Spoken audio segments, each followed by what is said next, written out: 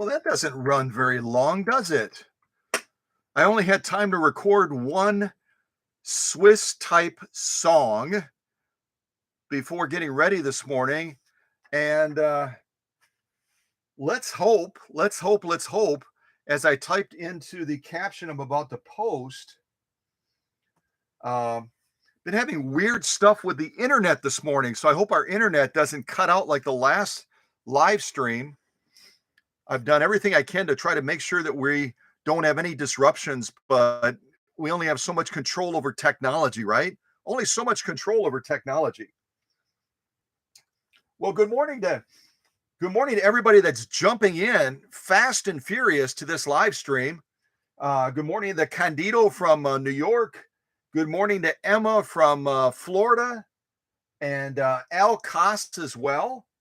And good morning to Susie Tiggett. And I think I've said hello to everybody that's in the live stream so far. I've got to do a little bit more preparation. So just kind of hang in there for a little bit, get acquainted with each other, take another sip of coffee, share some conversation in the live chat. And for any of you that follow us on Facebook, you know that today's a special day. At least it is for me, and probably for many of you. But today is the celebration of life for our dear cow country gal friend, Susie from Pennsylvania. And they had some of the stuff going on yesterday. Today they've got the actual, I think it's the actual service. It's actual burial service today for Susie as Craig and the family and that rally around and cling to each other as they say goodbye to Susie. And when I'm saying Susie, I should be saying Sunny, because I'm going to create a lot of confusion if I don't say Sunny instead of Susie. So Sunny, if you follow on Facebook, you know that she passed away just recently. She was a part of the leadership team and also a part of everyone's lives that ever had a chance to meet her. And for those of you that don't know who Susie is, let's see if I can find her real quick. Let's see here.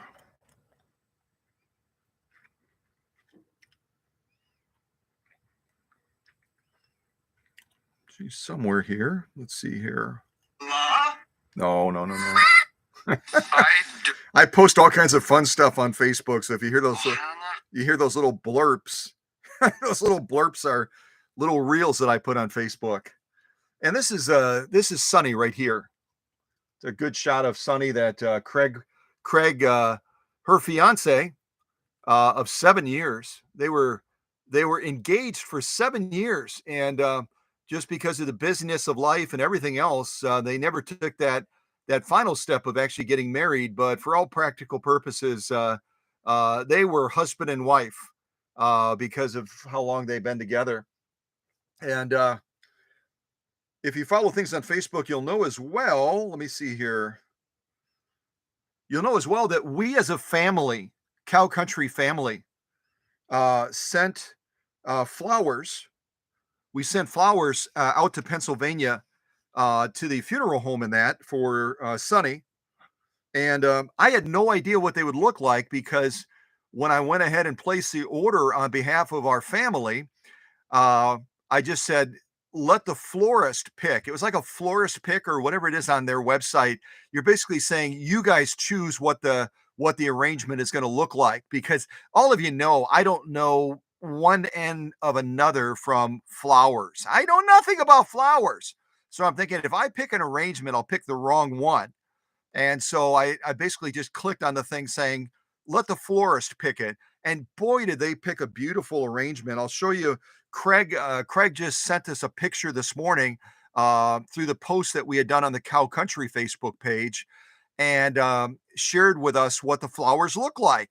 So whichever florist did it, boy, did they do it right. And if you haven't seen it already, this is what the arrangement looks like on behalf of the Cow Country family.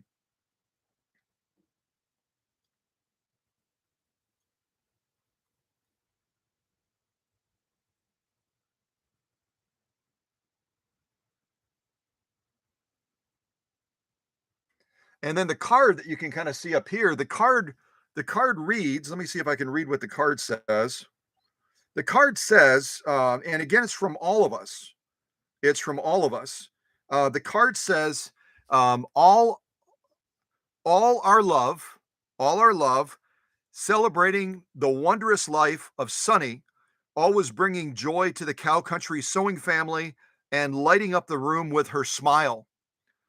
From Cow Country Vintage Sewing Family. And then Craig had written something on Facebook in response to receiving those flowers from all of us. And you can look at that on Facebook. If you absolutely don't do Facebook, I'll show you what he wrote, which it's just heart touching because I never met Sonny in person. I never met Craig, but they were as close as family as family. You know what I mean? And that's what Craig wrote when he acknowledged the flowers that we sent out there to Pennsylvania. Uh, and they arrived in perfect time for the celebration of life today for Sonny, as family friends are gathered together out there, and they're celebrating and they're remembering the wondrous life of Sonny. And we were a part of that, weren't we? We were a part of that, and she was a part of us. And any of you that were ever in live streams, you know the positive attitude that she brought forward. Any of you that had the privilege of working with her behind the scenes on the leadership team,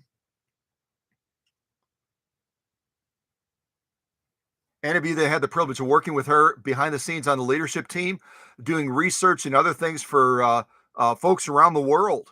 I think interestingly, one of the first things that Sonny and I worked on together, and I kind of bowed out, and then Bill stepped in and worked with her side by side. I think Hans jumped in as well. If you don't remember Hans used to work with us as well behind the scenes. He's from Norway, and he's a dear friend still, even though we haven't been in contact with each other for quite a while. But we had an inquiry from a gal from France, from Paris, France, and her name is Olga. And some of you right away, your bells and whistles are going off, and you're saying, "Whoa, whoa, whoa, whoa, whoa! Wait a second, buddy! Didn't Olga? Yes, yes, yes to all that." And that's the funny thing. We get acquainted with each other. We start that unique courtship of discovery as we learn about strengths, we learn about the passions, we learn about the personal side of what is that other person, share openly about my life as well with folks. We get to become friends, even though we've never met face to face.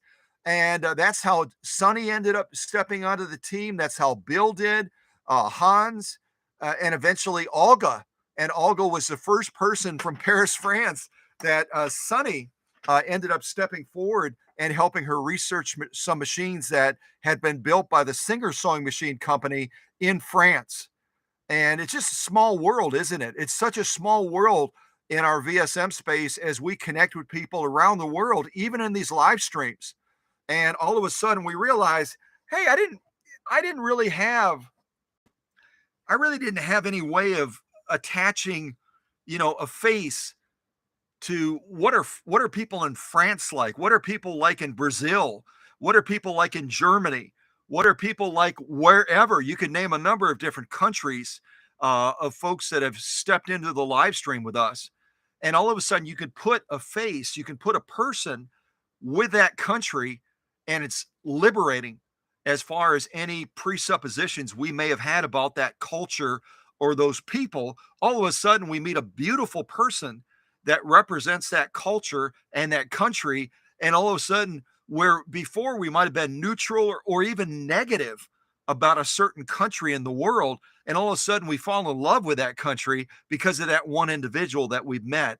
It shows the power of every life, doesn't it? It shows how powerful each of our lives are, and how liberating it is to meet someone and all of a sudden have a totally different impression about what that country is all about, and what the people there that live there and call it home are all about.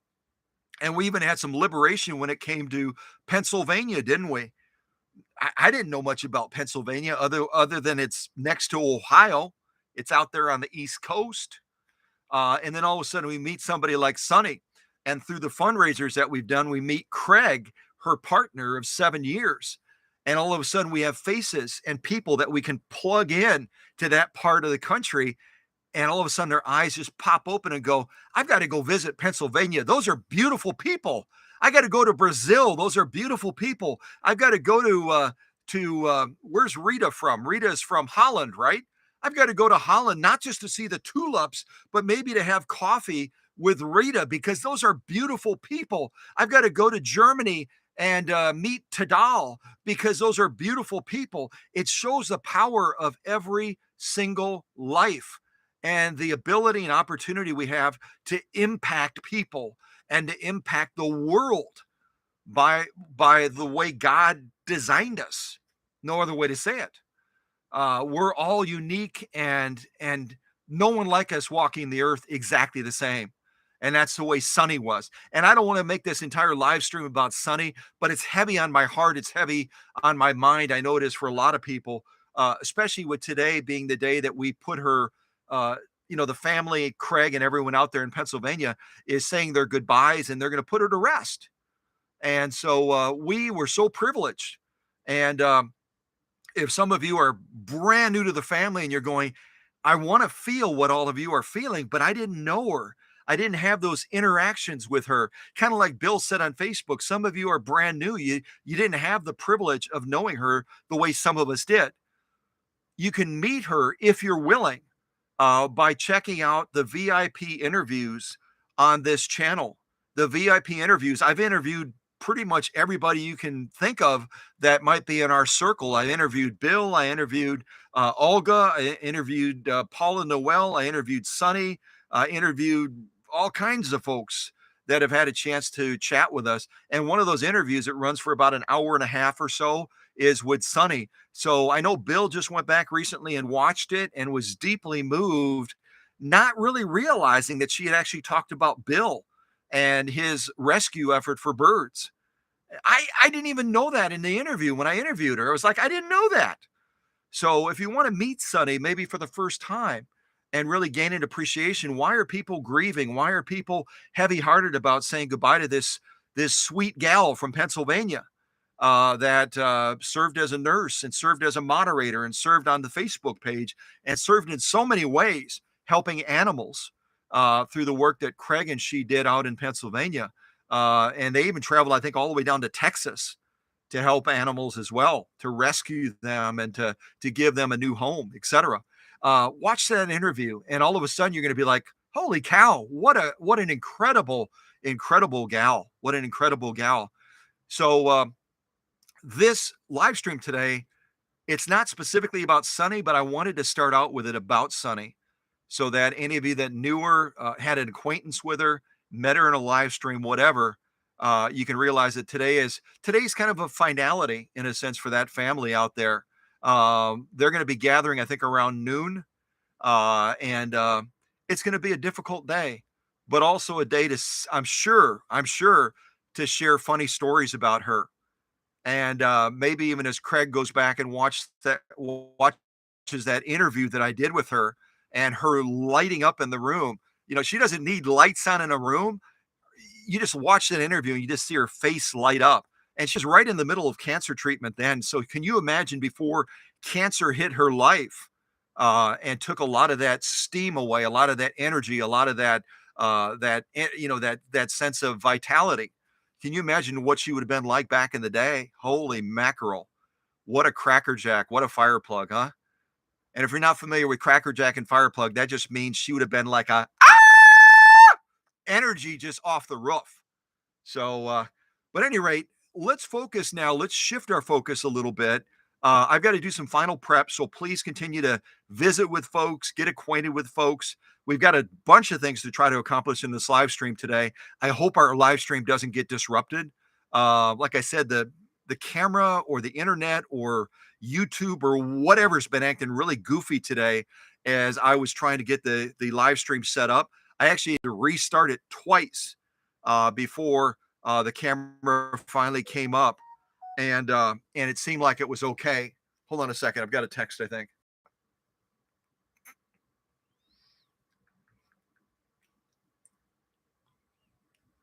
Hold on a second.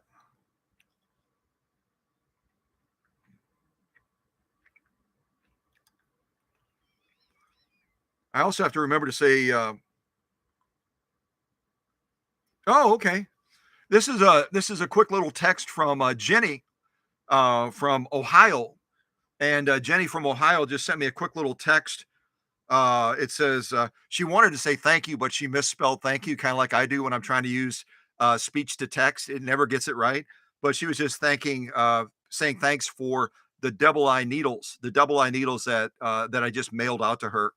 And we're going to be trying to give more of those away today, along with reading through um, the reviews that have been done on Cow Country, and then trying to vote real quick and decide who's going to get those really nice Guggenheim scissors as well.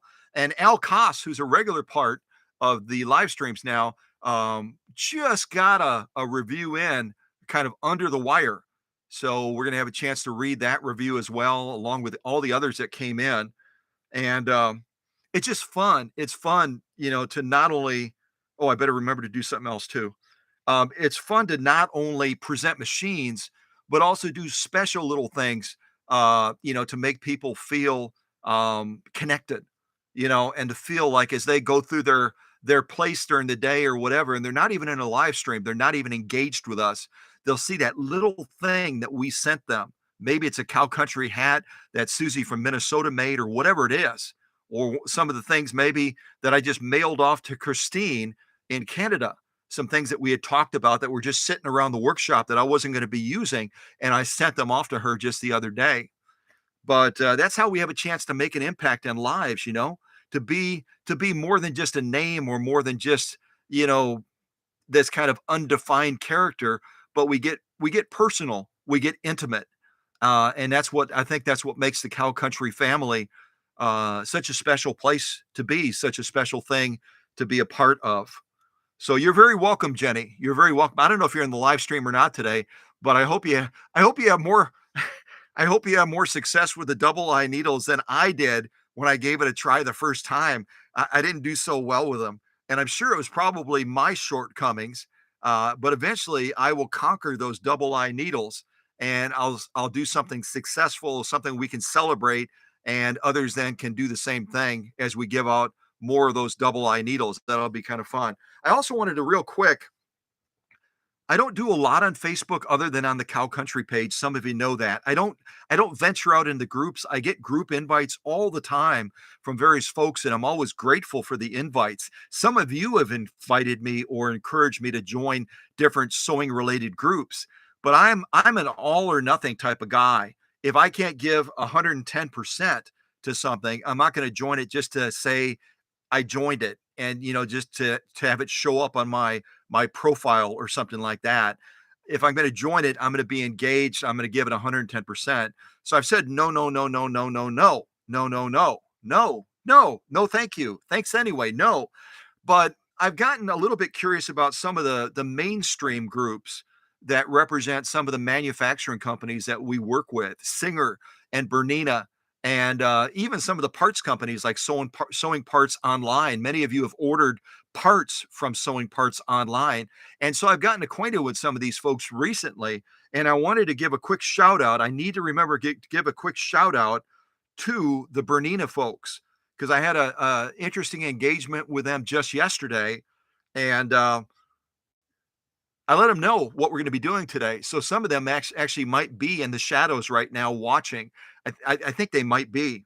So I wanted to give a shout out to two ladies, two special ladies. Hold on one second, real quick.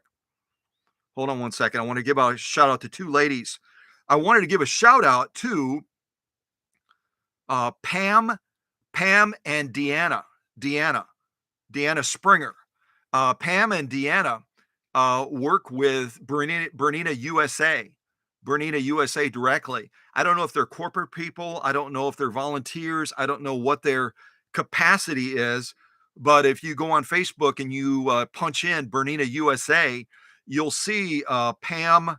I was going to say Pam's last name, but I'm pretty bad with names. I don't want to mess up her last name and tick her off. So I'm just going to say Pam M and Deanna Springer. But these ladies are kind of like the drivers for Bernina USA. So I just put a quick little post on their thing, and they acknowledged it. Of Bernina has bragging rights, don't they?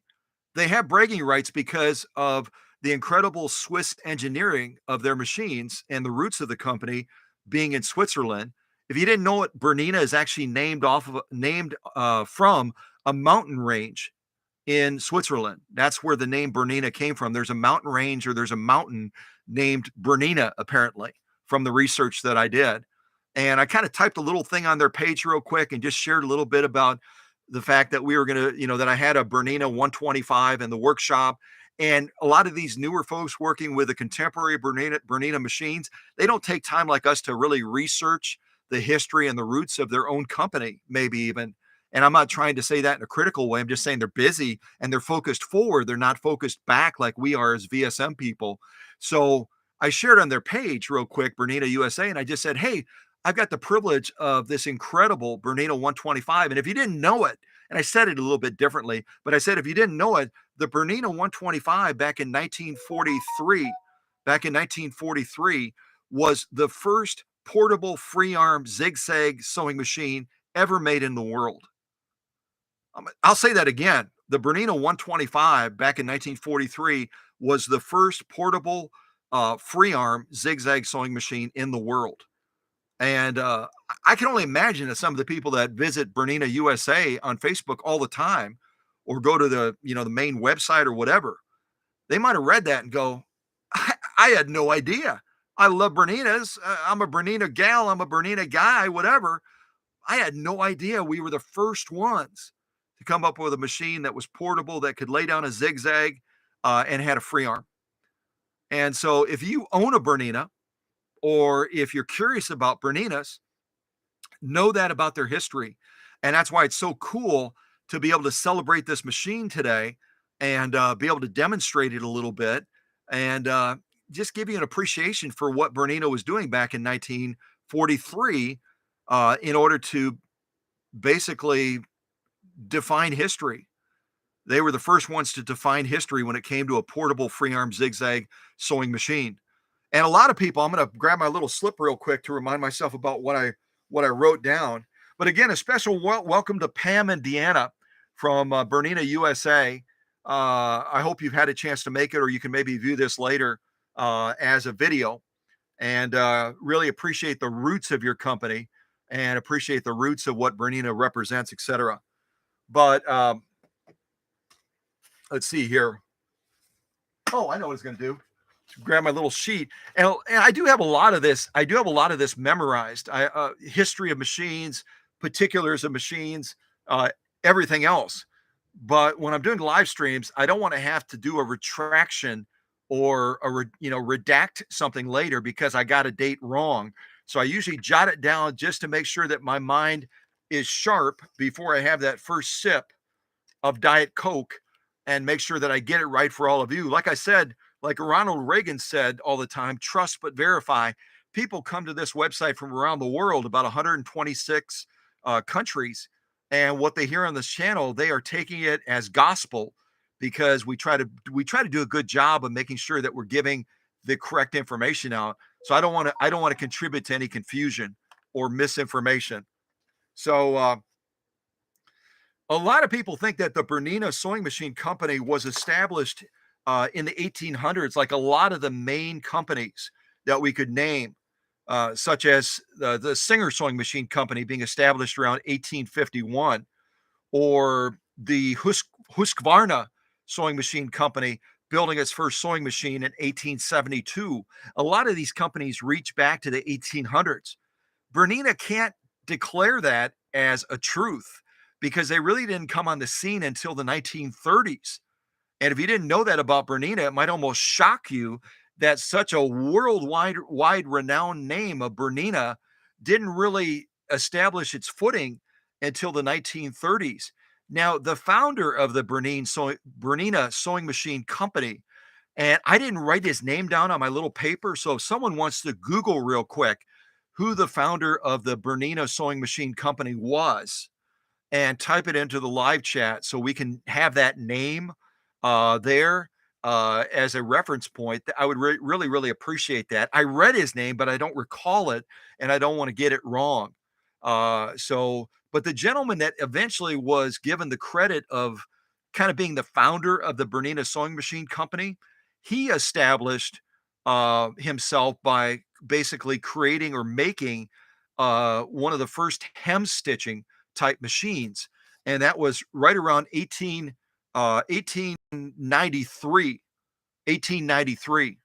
And so, in that sense, kind of like we talk about the Husqvarna sewing machine company starting like a drilling and grinding plant because of the decree of the King of Sweden.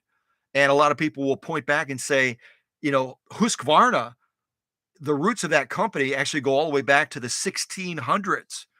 And if you attach the company to the person that was given credit for being the founder, that's correct. Or if you follow the roots of that company before they started making sewing machines all the way back to their very birthplace, their beginnings, then you can try to make that argument. And that's probably what some of the people in the Bernina circle try to do. They say, well, our founder uh, established one of the first hem stitching machines in the world back in 1893. Yeah, 1893.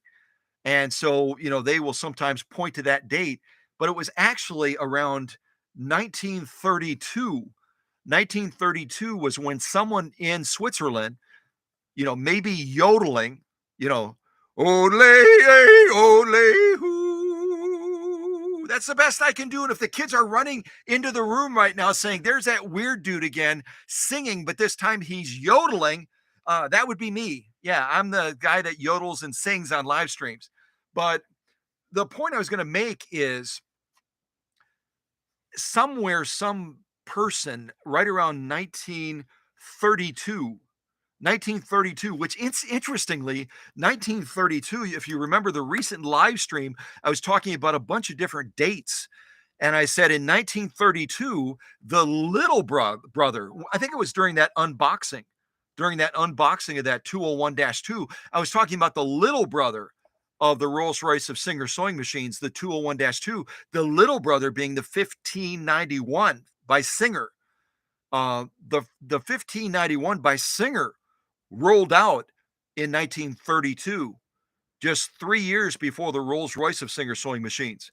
And so 32 apparently was a big year for a lot of things happening because that's the year that Bernina officially declared themselves by name the Bernina Sewing Machine Company. And maybe it was because someone was having a picnic in the Swiss Alps, kind of like where our friend Heidi, the one that we prepared that FOF 332 for, and I shipped it over to her in Switzerland. She's making shoes in the Swiss Alps now. So somewhere in Switzerland, I have no idea. Apparently, there's a mountain range or a mountain called Bernina. And someone saw that and said, that'd be a great name for a sewing machine company. Why don't we call it Bernina? And that happened in 1932. So, that's where I say Bernina realistically is a fairly young company. It's a fairly young company. If you look at it, it came on the scene close to 180 to 100 years after a number of other sewing machine companies were established.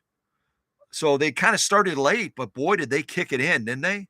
They really kicked it in and established themselves. And this machine we're going to look at today was a big part of establishing themselves, being able to establish and create and develop the first portable free arm zigzag sewing machine in the world, Bernina 125. And it's like when I used to, some of you know this about my history. Before I stepped into the sewing machine space, I worked as an executive for a number of Fortune 500, Fortune 100 companies. One of them was PepsiCo. And I remember being in different meetings when I was working with PepsiCo. I worked mainly with their restaurant divisions. But I remember being in different meetings, either over the phone or in person. And the Pepsi people were always talking about their marketing plan because they were always, always, always, always trying to catch up to Coca-Cola. And the thing about marketing is it's only so effective. The thing about advertising is it's only so effective because preeminence, to use a fancy word, preeminence or being the first in doing something is almost impossible to overcome. no matter how much money Pepsi poured into their advertising and their marketing and their promotions, generally Coca-Cola was still ahead. And it's because Coke started before Pepsi. They were the first ones. They established themselves, kind of like the preeminence of being the first portable free arm zigzag sewing machine in the world. No one else could say that about themselves after Bernina did it.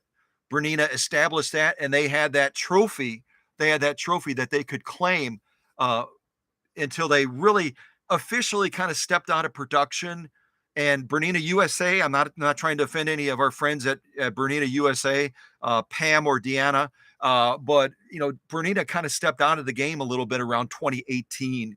That was kind of when they bowed out as Bernina, and a lot of things kind of shifted and changed right around 2018. But yeah, being first is everything, isn't it? Being that first in doing whatever you're doing. So it'll be fun. It'll be fun to check this machine out because of its historical significance in that respect. Yeah. Well, I'm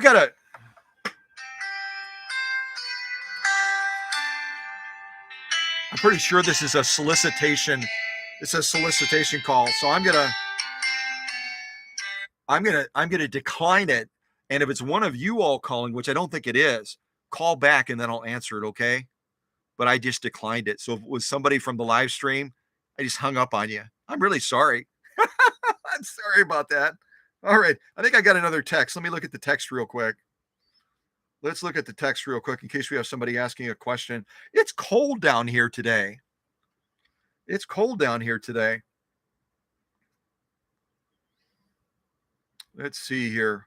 Oh, I can show you real quick again. I think we might have some of the people from Bernina USA here today. I kind of tickled them a little bit with the idea of seeing the Bernina 125. So I'll show you a quick picture of Pam and Deanna as well. So if you stumble across their Facebook page and you see their pictures, you'll know you're in the right spot.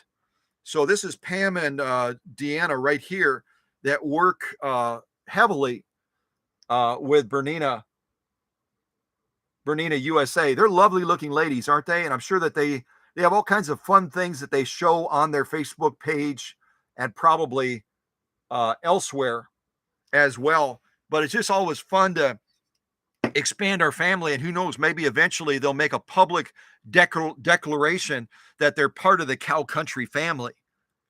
Wouldn't that be fun to invite the Bernina folks over to join the cow country family? We always have more room, don't we? Doesn't matter how many family members we get, we always have more room. All right, let me look real quick to see if there's any other text messages. I don't think so. Nope, that was just a general inquiry, so we should be good. We should be golden. Let me do a little bit more setup. I will play the Alpine Swiss music one more time. That'll give me an extra minute and 30 seconds to try to get a couple other things done. And then I want to walk you around this machine a little bit as well. Got to see which page I've got that music on.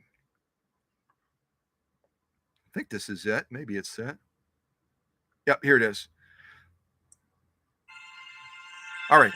So imagine yourself in Switzerland right now in the Alps, and you're looking at the Bernina Mountain or mountain range or whatever it is. All right, let me get some other sew-offs ready real quick. I'm way behind today, way behind.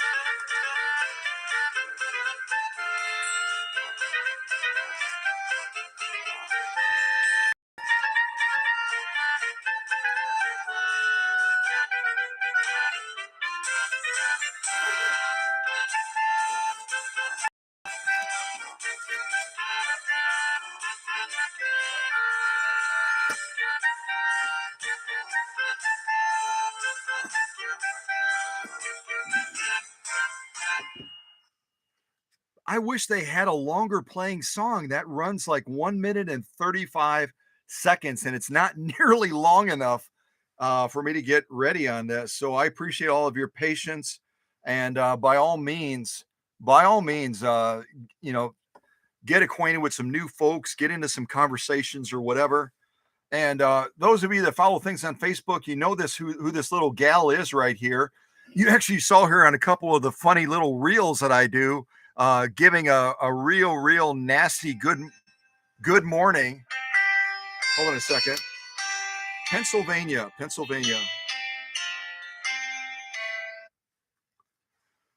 Hi, this is Scott. How can I help you? Hi, Scott. My name's Pam, and I found you on YouTube of how you repair old sewing machines. Okay. Yep. I have a FAF 229 and a 230. Yep. The 230 was totally locked up. I've got it freed up a little bit.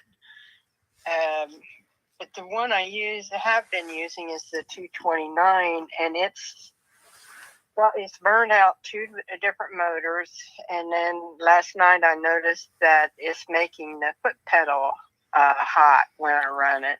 What kind of foot controller are you using with that 229? Well, I had to put a new motor on it. Okay.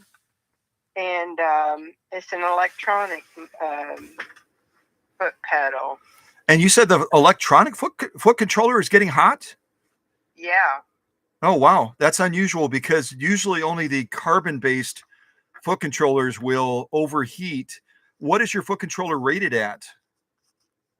I'll have to go back to the machine. Okay. And we can talk more later, Pam. I just we have a live stream actually that's going on as we speak. So I've got to kind of focus back on that. But go ahead and just look at that foot controller and let me know what it's rated at. It should be a higher rating than your motor. And your 229, I have no idea what motor you have on that 229, but it's probably like around 1.1 amps or something like that. There's no rating on the foot controller. And that's a problem.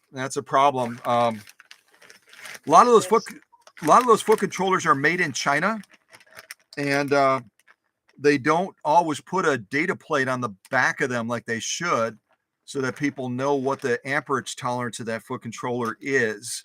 But just so you know, the amperage tolerance on your foot controller should be higher than what your motor is rated at. I don't know if you can see the plate on your motor or not to see what the. I don't know what number you want.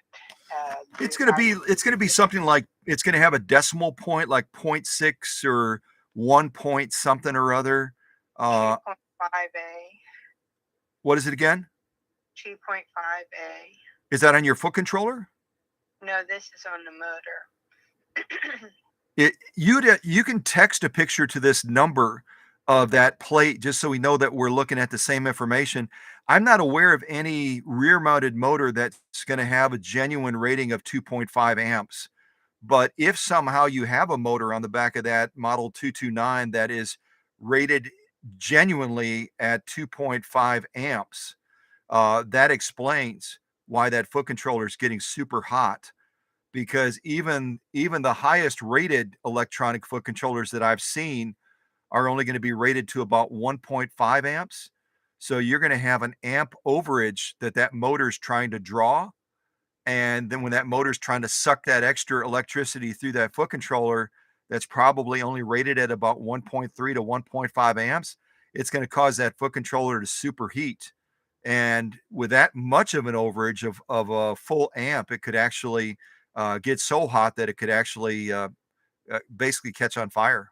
So I wouldn't operate it like that anymore. But I'm going to allow me, if you would, Pam, to get back to this live stream. Shoot me a couple of text messages if you would. Do you do Facebook at all? Yes, that's how I got your number. Yeah, you can also send the pictures to Facebook, and that way, if I get real busy, either Bill or Christine from Canada, they're very knowledgeable and they answer a lot of questions for people all the time. They could jump in and be a resource to you as well if I get sidetracked with a project or something like that, and that way we can get you set up appropriately with that FOF 229, so that you don't burn your house down. I never realized I could burn the house down. That's a bit. Yeah, and don't leave that machine plugged in either. If you step away from it or whatever, unplug it or shut the power strip off. Just because the dynamics going on with that right now are potentially very dangerous. Okay. So. Well, Pam, thank you for your call. Just shoot us a message through Facebook, through the Cow Country page, and that way you'll have 3 people that can help you out, or you can certainly text them to me as well, and we can try to get you on the right track, okay? Okay, thanks. Yeah, God bless you. Have a good day. You too. Bye.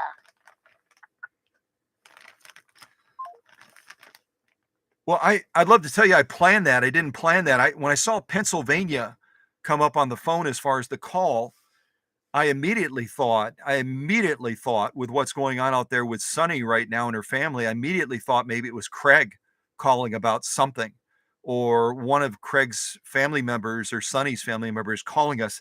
That's why I decided to take that call. But it's interesting, isn't it?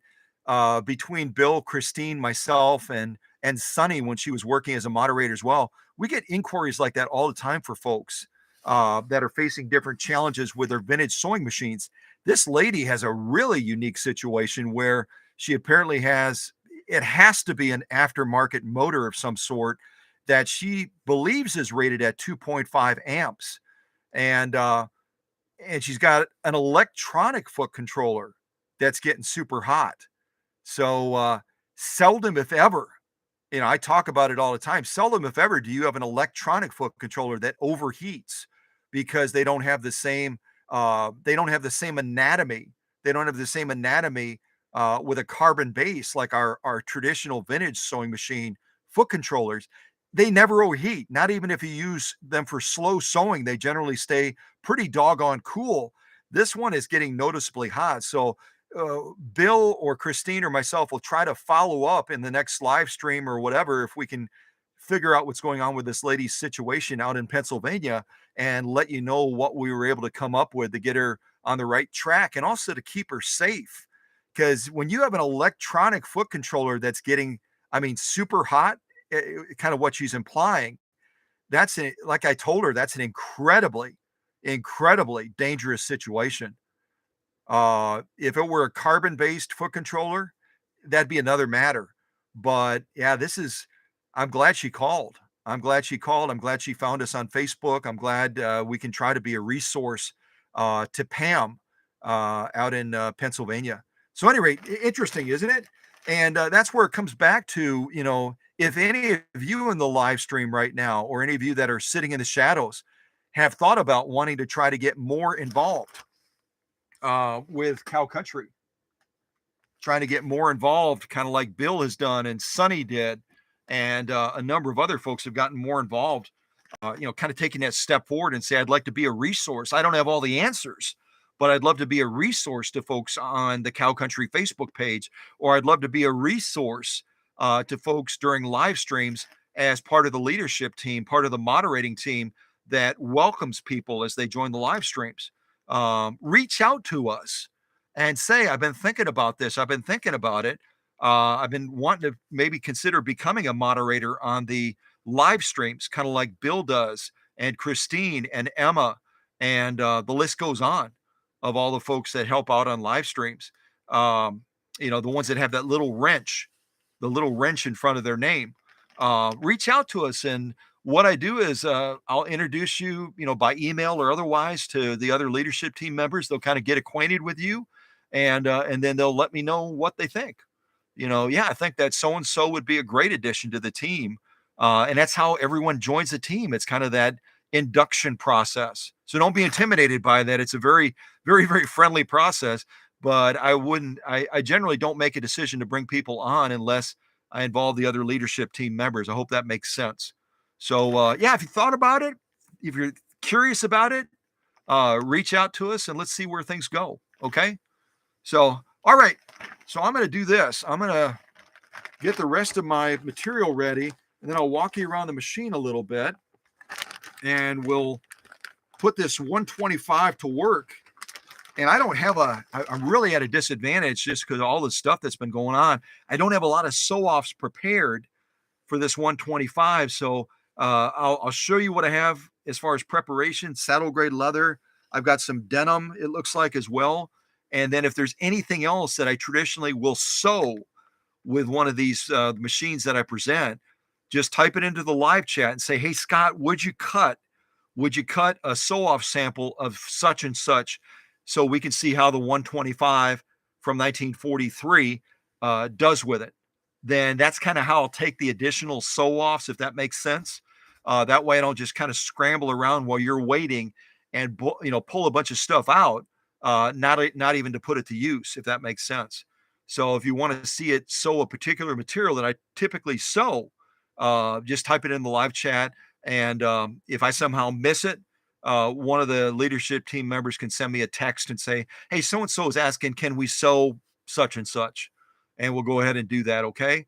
So it's kind of a simple live stream today for this Bernina 125. And hopefully that's not a big disadvantage as to how I normally will present machines. I've been so busy with stuff, and that's no excuse maybe, but it is what it is, right? Okay. All right. So let's start with the machine itself while I still have a live stream running before something weird happens, okay? So again, the Bernina 125, which you can readily see is a knee controlled machine. A fairly easy machine to navigate as far as going around and figuring things out. Down over here, we've got our darning control, which allows us to drop the feed dogs.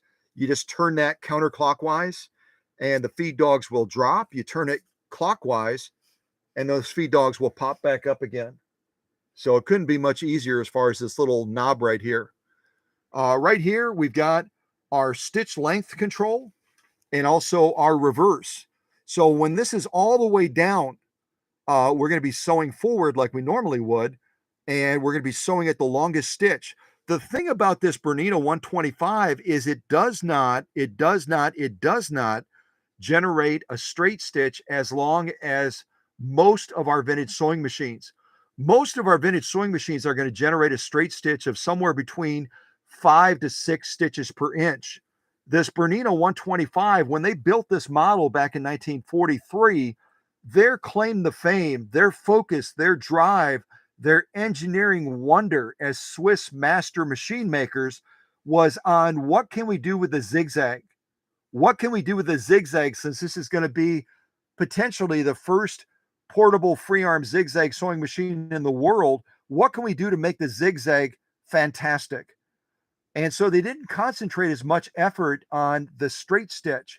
It does a nice straight stitch, but it's a much smaller, more compressed straight stitch than we would typically see on machines from the 1940s, 1950s. It's going to come in right around, and this is going to shock you a little bit, but it's the truth. It's going to come in right around between 10 to 12 stitches per inch at its longest point. 10 to 12 stitches per inch at its longest point. And then as you move this up like this, you're going to be able to get down into the 30 stitches per inch, even a little bit beyond that. I mean, it'll make a stitch so small, you better grab your magnify glass. But when you're at the longest point, you're only going to get about 10 to 12 stitches per inch. But it does lay down a beautiful zigzag. And then this control also is going to allow you to go in reverse. And when you go in reverse, you can move it anywhere above a demarcation line in the middle. You're going to start sewing in reverse with the longest stitch possible, again, around 10 to 12 stitches per inch. As you go further and further up, you're able to regulate the stitch length even in reverse. And not all sewing machines will allow you to do that, but this Bernina 125 from 1943 will allow you even to regulate the stitch length while you're sewing in reverse. And then as you want to sew forward again, you bring it all the way down below that demarcation line, and then you'll resume sewing forward again. But a lot of the sewing we're going to be doing is going to be at the longest point. Again, it's going to look like a small stitch, and it is, but that's what we're working with as far as the way this machine was designed. This right here is our stitch width. And our stitch width is going to give us a range of 0 when we're straight stitching, all the way up to 4, if you can see that in the shot, all the way up to 4. A little bit hard to see, I think, because it's a darker background.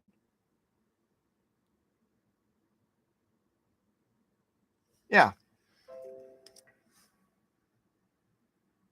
Somebody's hammering us from Facebook, I think. Okay. What else? What else can I show you? Oh, this little control over here. You know how on the Singer, oh, I didn't ring this yet. You know how on the Singer sewing machines, on the front of them, usually adjacent to the stitch length, you'll have like a little set screw where you can set the boundaries of how far that stitch length controller can move. This is going to have it on the side of the machine right here. As you screw this in, it's going to help you retard or reduce the movement of that stitch length so that you can have a set point or a set range is what this control does right here. And then on the side, we'll actually try to wind a bobbin during this live stream so you can see how it kind of works. On the side, we've got our bobbin winder right here. And I joked around on Facebook, did the Swiss copy the Swedes or did the Swedes copy the Swiss? Which copied which? Because you'll remember on the Swedish Beauties, when we're going to wind a bobbin, we mount it over here, but we also pull this out to engage that slow gear.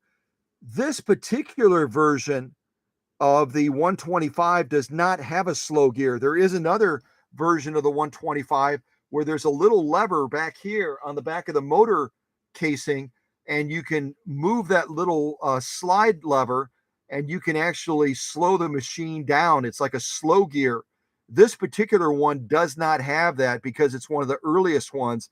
It only has a spool pin, which was missing when I acquired this machine. You might remember this machine came to us from the great state of Iowa, and Doreen and Kevin, who are a regular part of the live streams, they drove all the way from Iowa to the workshop with 4 machines. 2 they wanted to sell, 2 they wanted me to service, and this model 125 is one of the 2 that they wanted to sell. And when it came from Iowa, it did not have a spool pin, so I added a spool pin to it for bobbin winding. And I'll try to demonstrate that today during the live stream so you can kind of see how that works. But this, on this Bernina 125, this is going to allow you to disengage the clutch by pulling this out. You just grab it like this, like you would to engage the slow gear on a Swedish Beauty. You pull it out, and when you pull it out, you heard that little click. Now the clutch is disengaged, so we can engage the motor on this, and the needle will not move.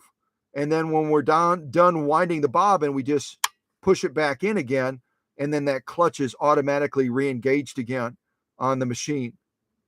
So servicing the machine, the Swiss try to make it fairly convenient.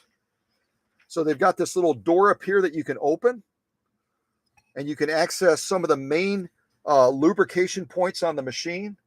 Also, there's a number of grease points on here as well, where I put the pink grease like right there down here as well, because always remember, excuse me, always remember that gears, like you're seeing right here, this gear, that gear, this gear, those gears need more than oil. They need to have the lubrication benefits of a grease. And the pink grease is the best that I came up with, but there certainly are other Singer-based greases and other things like that you can use on gears like this so that the machine runs real smooth and fluid. But it's so easy to access it right there. It's really nice. There's another access panel right underneath here. I'll try to show it to you. You see, where is it? Yep, right there. Another access panel right on the bottom of here for servicing and or doing repairs on the machine. You just pull out those 4 screws, you drop the panel down, and you can get to the bottom of the main shaft and a number of other key mechanical parts on the machine by accessing that little panel down there. So if you have a 125 and you never open that panel, by all means open it and get in there and do some lubrication appropriately, et cetera, et cetera. Okay. Also, the faceplate opens on this machine. Just grab it right here, just kind of pop it open. And I've got my unicorn here because you remember I always used to refer to machines that come out of the workshop that I prepared, that I sold, that came from my personal collection as unicorn machines. And especially this 125 from 1943 is definitely a unicorn. So I finally remembered to grab my little unicorn guy out and let him do his thing. And as you open up the faceplate, you can access the bulb. This right now is an incandescent bulb, but Teresa, that's going to be the new owner of this machine, may decide that she wants to replace it with an LED. I didn't do that, didn't have time. So you can see there's a lot of mechanics in there, both for the presser foot, the needle bar, and then a number of other mechanics that come off of the main shaft. So if you have one of these 125s, don't neglect that. Take time to lubricate any part that pivots or pitches or goes up and down or goes left and right. Anything that has movement or mobility in any way always needs to be lubricated. Always remember that. Otherwise, you've got metal against metal, and it will cause premature wearing of the machine. You can just tell that quality by that thing clicking in place, can't you?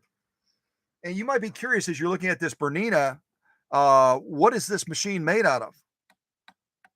That's metal, but I'm not getting any magnetic response.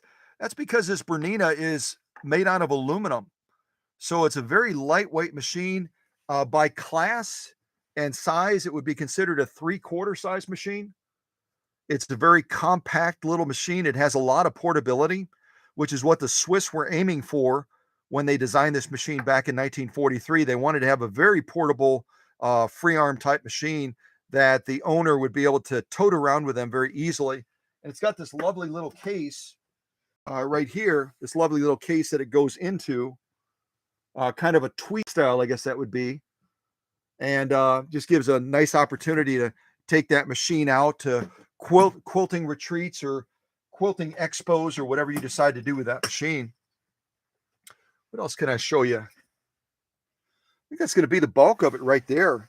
Like I said, it's a pretty simple machine to operate. Pretty simple machine to operate.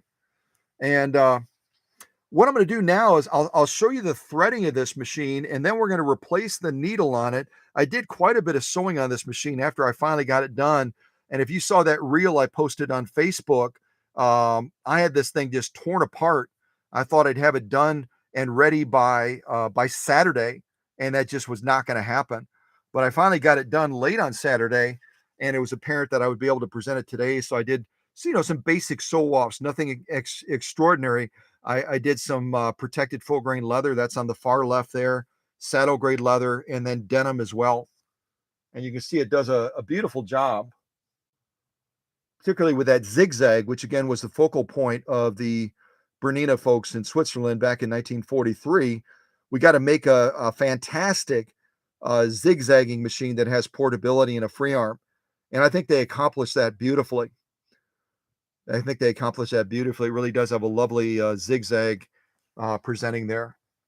So, let me show you the threading before I forget. I'll show you the threading and then we'll kind of bounce around, get this machine set up. I also want to cover some other things as well that I think are important about if you acquire one of these machines, about verifying something, kind of back to that Ronald Reagan thing of trust but verify, to make sure that you're not battling something that you can't overcome. But when we're threading the machine, we start back here on this spool pin. You see on the back of the machine, it's only designed really with one spool pin mount right here. The other one on this model 125 of this version, this flavor, has the other spool pin down here that we'll use in a little bit to try to wind a bobbin. But we come off of here, you've got a little thread guide right there that we go through first. We come across the top of the machine, another thread guide. Come down to the tension discs. And again, I say it a million times all the time, but make sure your presser foot lever on the back is up, so there's no pressure on those discs when you're threading. You then come off the top and you draw that thread down between the discs. You then have to kind of wiggle that thread around this check spring, this take-up spring, so that that thread is looped around that and then goes underneath this thread guide right here. You see that right there? We kind of go underneath that thread guide. Then we have to go behind this thread guide right here. This is the only semi-tricky point, is you have to go behind this thread guide after coming underneath this thread guide. And then you go up to the take-up arm right up there. There it is. You go up to the take-up arm and thread this from right to left, and then you have to bring that thread behind this thread guide again and get it on the other side of the thread that's coming out of those tension discs so that they're not conflicting with each other. You know what I mean?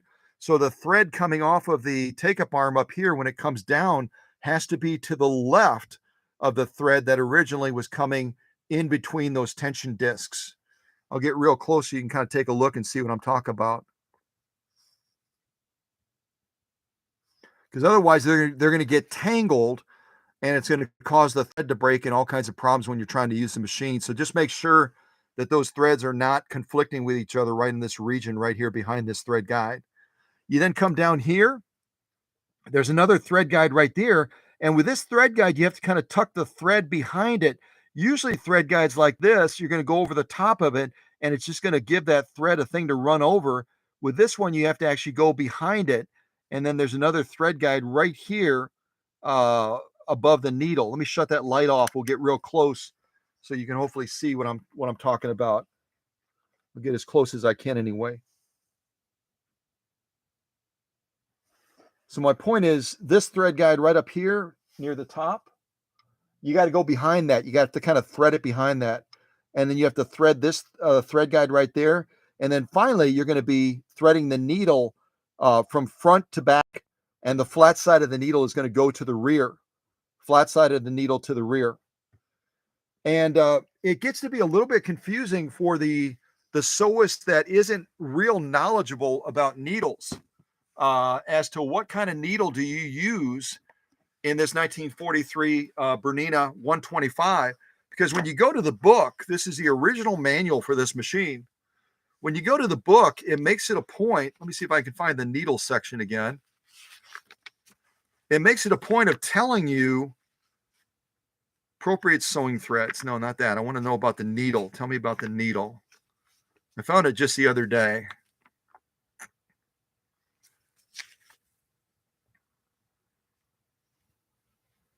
Give me just a second here. Okay, right here on page 10. So if you have a PDF copy of the manual for the Model 125, you want to look at page 10 because it says the setting of the needle. And we're used to, as we look at needles, we're used to hearing 15 by 1. Most of our vintage sewing machines are going to be a 15 by 1 system. But this manual makes it a point to say, you want to make sure that you have a needle that is appropriate to the system of 705. See that? 705.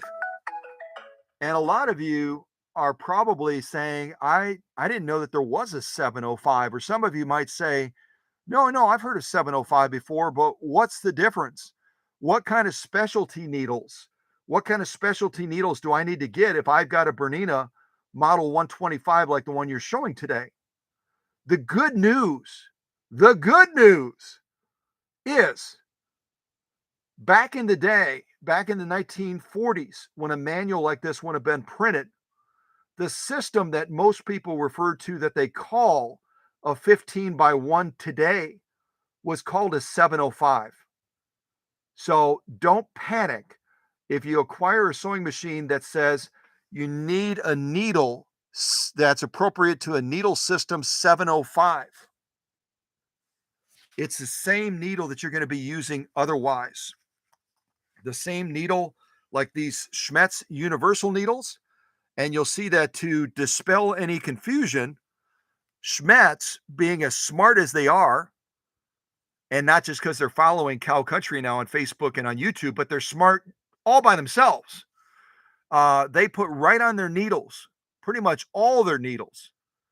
They put down that this will support the system of 130/705H or 15 by 1H. So the contemporary needles that you're accustomed to using, your Schmetz go-to needles, are going to support either of these needle systems. Either of these needle systems. So you don't have to buy a specialty needle. If you see somebody trying to peddle a specialty needle for a Bernina 125, you can tell them that they're a charlatan and that they're trying to take advantage of people and build on the confusion that otherwise might not be there. So you can go with a standard 90 by 14 Schmetz universal needle, and it'll support the needle system of 705 or the needle system of 15 by 1. That's the beauty of our needles today. But when this book was printed, they didn't really have a focus or didn't have the knowledge of what a 15 by 1 needle system might potentially look at. So they referred it to as 705. I hope that makes a little sense, maybe. Hopefully. Hopefully. Now, the other thing I'll show you real quick before I forget to do it, plus I can get them out of the way then, is when I started preparing this machine that Kevin and Doreen bought from Iowa, I was having some issues with the machine binding. The machine was binding, and I went through this machine from one end to the other like I typically do. I checked everything. I checked everything that I could possibly check on this 1943 Bernina 125, and I still could not identify initially what the binding issue was. I couldn't figure it out. I'm confessing that to all of you, saying that I get stumped sometimes, and I have to sit back and take a deep breath and take a sip of Diet Coke and say, what am I missing? What am I missing? And finally, it dawned on me. It finally dawned on me that the tolerance inside of the raceway for a two-part hook system like this, where it's going to be rotating within a limited space right on the edge here. It's going to be rotating with a limited space that's going to have a clearance of only about a thousandth of an inch. The clearance between the edge of this part of the hook, this part of the, excuse me, the clearance between the edge in the raceway for this part of the hook system is only about a thousandth of an inch. Does anyone know how thin or how narrow a thousandth of an inch is? We're talking about almost like a human hair. Almost like a human hair is how much clearance we have for this hook to be able to rotate in the raceway and to be able to generate that stitch. You know, I call it about the magic. It's the magic area where the stitch is created. And what I finally discovered after eliminating everything else is that the original hook that came with this Bernina 125 from Iowa was not the correct hook. They look identical. Look at all these hooks. And I laid these out specifically. Because when you initially look at them, they look identical, all of them. They look like they're exactly the same hook system that goes in this machine. Free arm is in the way, or that needle bars. Not needle bar. That knee controller's in the way a little bit. But as you look at these part of the hook system, to the eye, they look like they're all identical. They're not. They're not. Even the design and the contour of the hook itself, right on this end, let me see if I can do this with one hand. Even the design and the contour of the hook itself on this end, and that part of the hook as well that swings around to grab the thread, some of these are going to be angled differently so that when they sweep past the needle scarf, remember I was talking about the needle scarf? The needle scarf is on the back side of the needle, just above the eye of the needle. So if you look at these needles right here, these 705 or 15 by 1 needles, right above the eye of the needle on the back side of it, which is on the same side as the flat side of the needle, you're going to have a little cutout, a little indentation, which is called the scarf of the needle. The scarf of the needle specifically is designed and cut into the needle to allow the hook, as it swings around, see if I can grab it here, to allow the hook as it swings around to come really, really close to that needle on the back side and grab that thread to complete that stitch process. if this hook is a little bit different in its design, either the overall circumference of it, the girth of it, the height of it, the positioning of the hook, or whatever it is, if it just has a slight variation, it's going to create issues with that sewing machine, whether it's a Bernina 125 or any sewing machine. So it goes back to Ronald Reagan. Ronald Reagan said, trust but verify. I trusted when I got this machine because Doreen and Kevin are really good folks.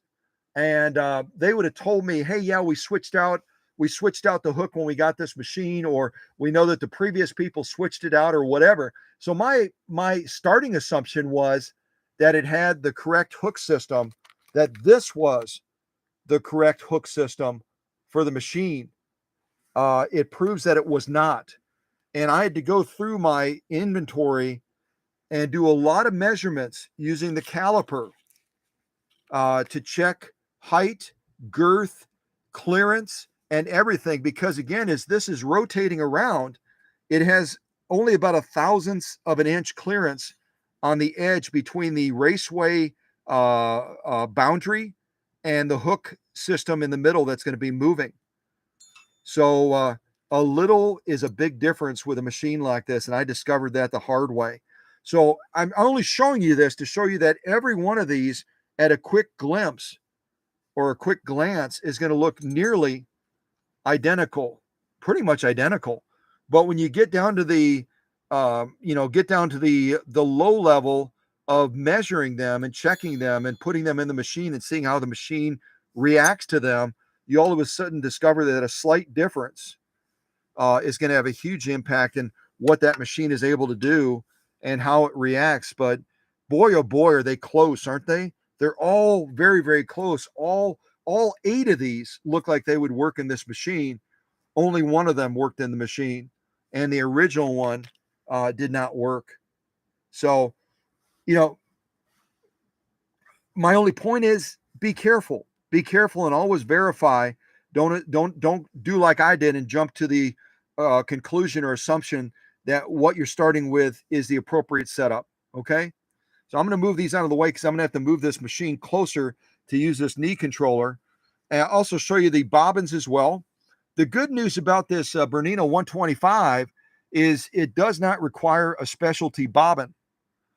The bobbin that will work in this machine beautifully is a traditional all metal class 15 bobbin. You can use class 15s in a lot of different machines, including the 1591 Singer that we talked about, the little brother to the 201-2. So a class 15 bobbin generally will work real well. I would go with an original one because it goes back to the measurements and how attentive those companies are to getting the original specs exact.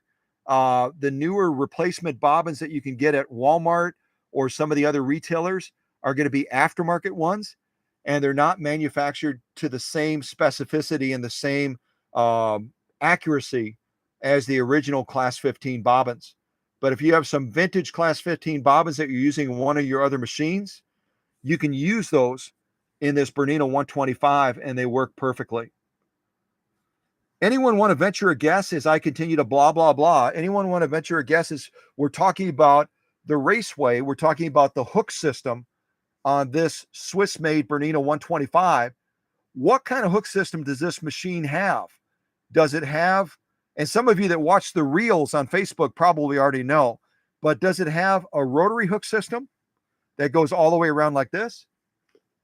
Does it have an oscillating hook system? Does it have a long beak shuttle system? A long beak shuttle is going to have that elongation with the bobbin that extends up that you have to do that extra threading on, like I showed you on that Czech Republic machine and a couple of other machines recently. So what kind of hook system do you think this machine has? I'll go ahead and move the camera over here and just take a look at the chat real quick and also say some more good mornings to folks.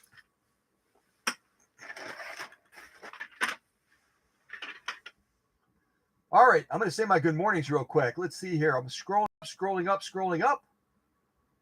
So again, good morning to Candido from New York. Good morning to Emma from Florida. Good morning to Al Koss. Good morning to Susie Tippett. Good morning to Susie from Minnesota. Let's see here. Who else? Guten Tag. Almost Guten Abend to Tadal from Germany. Wie geht's? Wie geht's to Tadal in Deutschland? Good morning to I didn't even see Kevin and Doreen were here.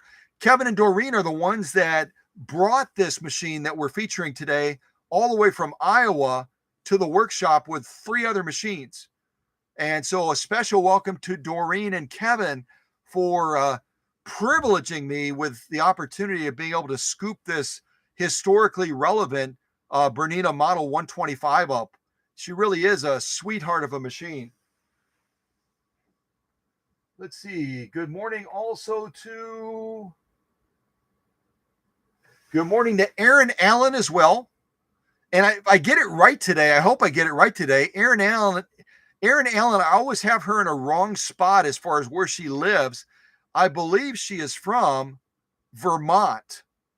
And she can correct me again. Eventually, I'm just going to write it on my hand and never wash my hands. But I believe Aaron Allen, a dear friend and a repeat customer of mine. That's really the horrible thing about not remembering what state she's from on the East Coast. But I think it's Vermont. I hope it is.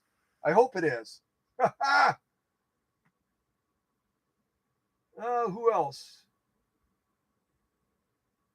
Scrolling. Good morning to Steve Armstrong as well. And I'll try to get it right today. Steve is not from Oklahoma. He is from the great state of Kentucky. Steve is from the great state of Kentucky. So welcome to Steve.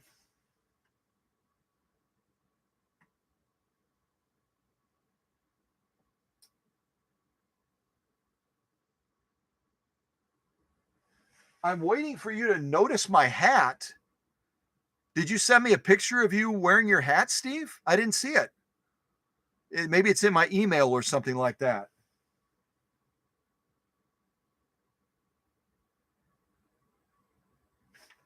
Someone said I'm breaking up. Are you getting bad audio from me? Are you getting some bad audio? I hope that's not an indication of having internet issues. Hopefully not.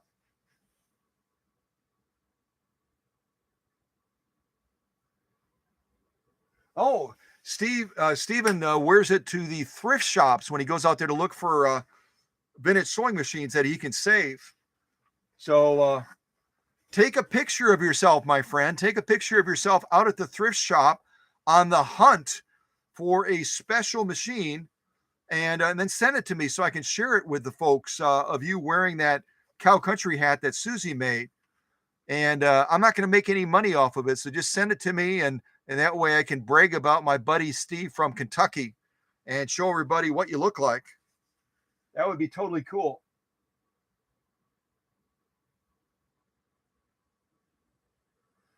Oh, Steven's photos has Susie. Would you, Steven? Susie is so smart when it comes to the internet and finding things and everything. Susie, send me a picture of Steve in his hat, would you? If you know where to find it, send me a picture of Steve with his hat, and I'll put it up on Facebook and brag about our buddy from Kentucky. Yeah, that would be cool. Identity circle picture. No idea what that means. Okay, I'm going to keep going while we still have internet. I'm going to grab a quick little drink of Diet Coke because I can tell I'm getting a little bit parched. And we got to put this machine to work pretty quick here. All right. So I'm going to try to get you a little bit closer to the action here. I'm going to put a fresh needle in before we put this machine to work. See if we can get over here, and we'll kind of angle this down and move our little unicorn out of the way. Kind of angle it like that. Yeah, some beautiful sew-offs. And again, they probably, when they designed this machine back in the 1940s, they didn't conceive of people sewing saddle grade leather or protected full grain leather. but we are continuing to redefine the standards. And it's not just with a fine Bernina sewing machine like this, but it's with any sewing machine that I have the opportunity to present on this channel. We're always trying to reset the standard. I'm also going to do one other thing real quick. You might remember when I did a little reel or I did something, I did a quick little reel showing this machine sew, and this presser foot came loose while I was doing my little demonstration. Thankfully, it didn't pitch or anything like that and cause damage to the needle. But I'm going to try to use my Leatherman, and actually got this Leatherman from Germany when I first arrived there. I'm going to try to use my Leatherman very carefully just to snug up this presser foot attachment a little bit more if I'm able, more than just my hand strength, so that hopefully it doesn't come loose again while we're sewing with it. So I just tighten it up a little bit more. Hopefully that's enough to keep it stable, keep it from trying to move on us. You know what else I'm going to do? This is a beautiful extension bed that this machine comes with, but the notoriety of this machine again is that it was the first free arm portable zigzag sewing machine in the world. So I'm going to release it and take this off so we can see that free arm more readily. I don't want to knock over our Swiss Miss in the process. There we go. Now we can see that free arm. That also is going to allow us to get a little bit closer to the machine as well. And you can see how this kind of works, this particular design for this extension bed. This slides over the free arm right here. And then when you rotate this, what it does is it presses in underneath. You might be able to see it if I turn it this way. When I rotate this presses in and kind of locks in against the bottom of the free arm, and that's what holds this in place. When you rotate it this way, it drops down and you can slide it off, and then you can rotate it back up, and then it locks into the bottom of that free arm so that it's nice and stable as a sewing surface. But we're gonna put this to the side for right now so we can get closer to the action, and also so we can see that free arm, because again, that was the big deal. That was the big deal about this machine back in 1943 is it had that free arm, could do a zigzag, and it had portability. No other machine in the world at the time could make that declarative statement. No other machine was capable of doing that at the time. Bernina was the first, kind of like Coca-Cola. All right, let me set that back over there. I'm going to move all of our hook possibilities. So again, if you get a machine and you go through everything else on it,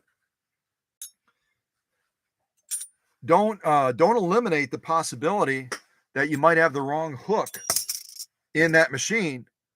Or if you have a hook more that looks like this nasty one that I took out of another machine to show you, and it's all rusted, make sure you polish it up and get it all so real tidy, especially on this edge right here. Because this edge right here, as this is rotating back and forth in the raceway, it's only going to have less than a thousandth of an inch clearance. And if you have any buildup on there, if you have any crud, any rust, any junk, any varnishing, anything like that, that could actually easily exceed a thousandth of an inch. And it could be catching that edge as it's trying to move in the sewing process and create a lot of problems for you. So just be mindful of that. Be mindful of that. All right, let's set those over there. Move our machine forward a little bit so we can actually do some sewing before something crazy happens, like our internet goes out or something. I better stop saying that, or I'm gonna hex us and it'll happen, right? So that's the only thing with with a knee control machine. You got to move it pretty close to the edge to get that knee controller in place. Rotate it down into place, and then you can press it with your right leg very nicely. Hold on one second. I got a text message that just came in.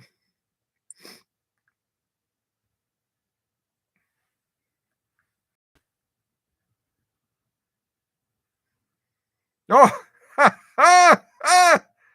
what a great shot of our Kentucky buddy, Stephen Armstrong. That's fantastic. That's fantastic. And those of you that haven't seen it, I'm just going to verify that on my phone it doesn't show Susie from Minnesota's number, and it does not. I'll show you what Susie just sent me. And then you can get a glimpse of when you're looking in the live stream and you're seeing the name Stephen Armstrong. Stephen Armstrong, you can say, oh, yeah, I know what he looks like. He's that burly, tough looking guy. Because I'm looking at Stephen's picture right now and I'm going, I wouldn't want to meet this guy in an alley. I would not want to meet this guy in the alley, but he's probably the nicest guy ever. But that's what Stephen Armstrong looks like right there.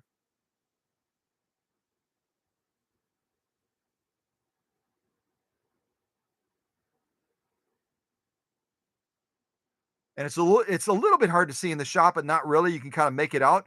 That's one of Susie's cow country hats on his head. Yeah. Well, that is neat. And thank you, Stephen, for wearing that down in the great state of Kentucky and letting folks know about us. So hopefully we can get more family members. That's way cool. Very, very cool. Very cool. All right. So let's put this machine to work a little bit before we get too much further. So I'm going to take that needle out to begin with. Let me get us real close. You kind of see what I'm doing as I'm doing it. I should also, to protect myself when you're working with a knee controller, I'm going to rotate this back up so I don't bump it accidentally with my leg and sew my finger. That would probably be a viral thing that would get people pretty stoked up and excited, I would suppose. All right, so I'm going to take that out. And again, this is a standard Schmetz 705H or a 115H needle. They are one and the same when you're talking about our contemporary needles. So the manual says 705. We can use a 705H, 705, a 15 by 1, a 15 by 1H. They're all going to work very, very nicely with a machine like this. And I'm going to toss this one in the garbage because I've beat that needle up quite a bit already, getting this machine ready for the live stream. And then I'm going to put in a brand new needle, try to get this machine threaded up.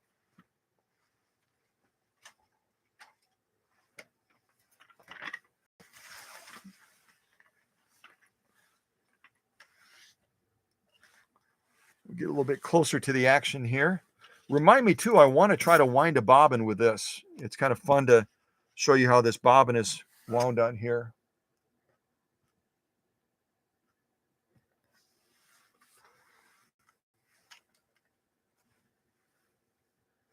All right, so let's put in a fresh, I've got the camera so close, I'm going to bump it. Put in a fresh 705H 15-1 needle, aka a Schmetz 9014. Flat side is going to go to the rear again. Set that over there. Hey, quick question for you all as I'm doing this. Let me ask you this question. I know I've asked you a couple of questions already. I asked you about the hook system on here, and I'm not sure if anybody responded to that because I didn't look at the live chat. But if anyone responded and said, I think it's going to be a oscillating hook system.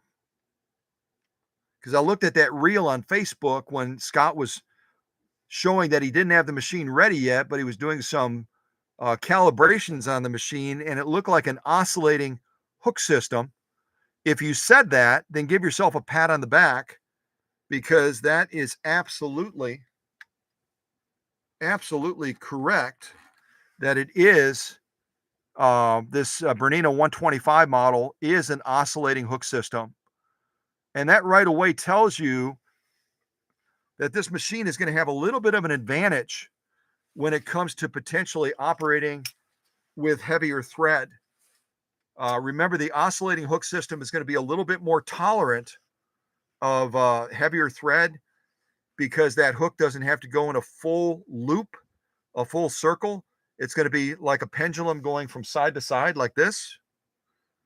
And so it allows a larger or thicker thread to go through the machine without causing issues.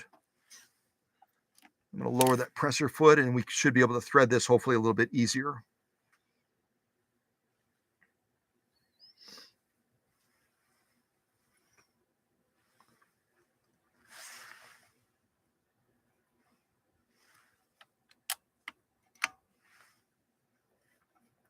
There we go.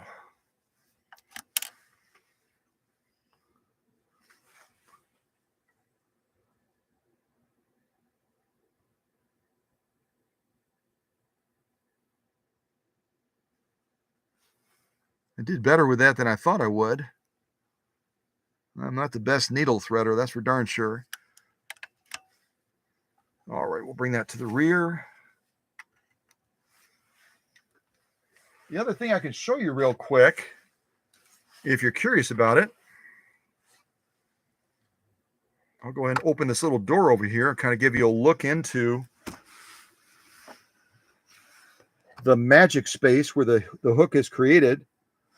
That's where we have that oscillating hook that's going to be rocking back and forth.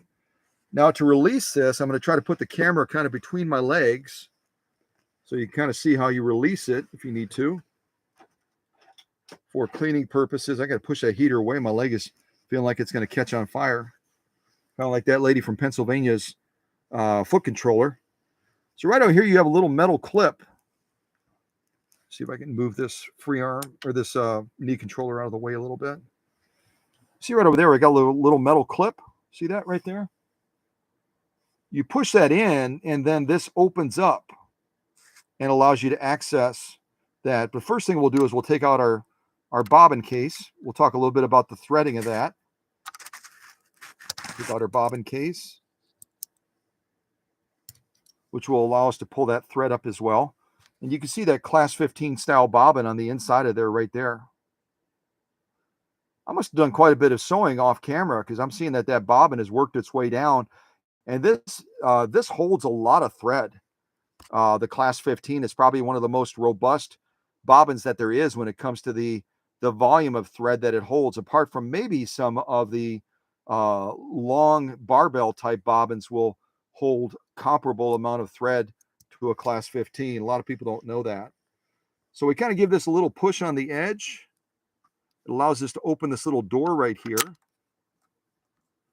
And that drops down. You kind of saw that drop down right here. This is our retainer that holds that hook in place that I can now remove if I need to do. Let me rotate that up. There we go.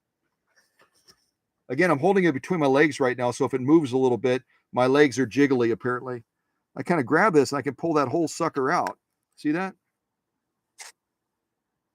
And I would say about every 6 hours of sewing or so, you'll want to take a Q-tip swab and swab over this hook to make sure that it's it's nice and clean and it's a little bit slick as well, particularly on the back. It's got a little bit of a slickness to it. And this is the one that looks identical to all the others that I showed you, but this one is going to work beautifully in this machine. It's not going to cause binding because of that clearance factor right on the edge here that it's going to be rotating on. The tolerance again on here is so limited to allow this to clear that you've got to be incredibly careful about making sure you have the right hook assembly in your machine, whatever it is. And I could actually real quick, let me set the camera down real quick. We'll just give these a quick little swab, and you're just going to use traditional sewing machine oil. Again, about every 6 hours, I'd recommend doing it. And you'll be shocked the amount of junk that you get off of these. Let's see here. Put a couple drops on here, a couple drops on there. First thing we'll do is we'll clean the raceway area out a little bit. Just kind of gently swab around there, especially on the edges where that shuttle is going to be moving around, trying to rotate.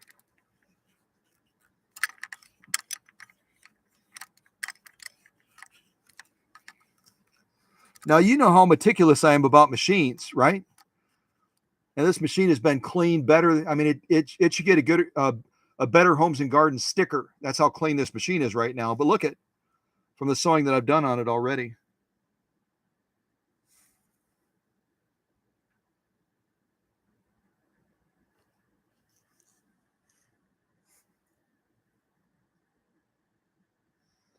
So it just goes to show you, I mean, that regular maintenance on your machine, all of us can get lazy a little bit. All of us can get lazy.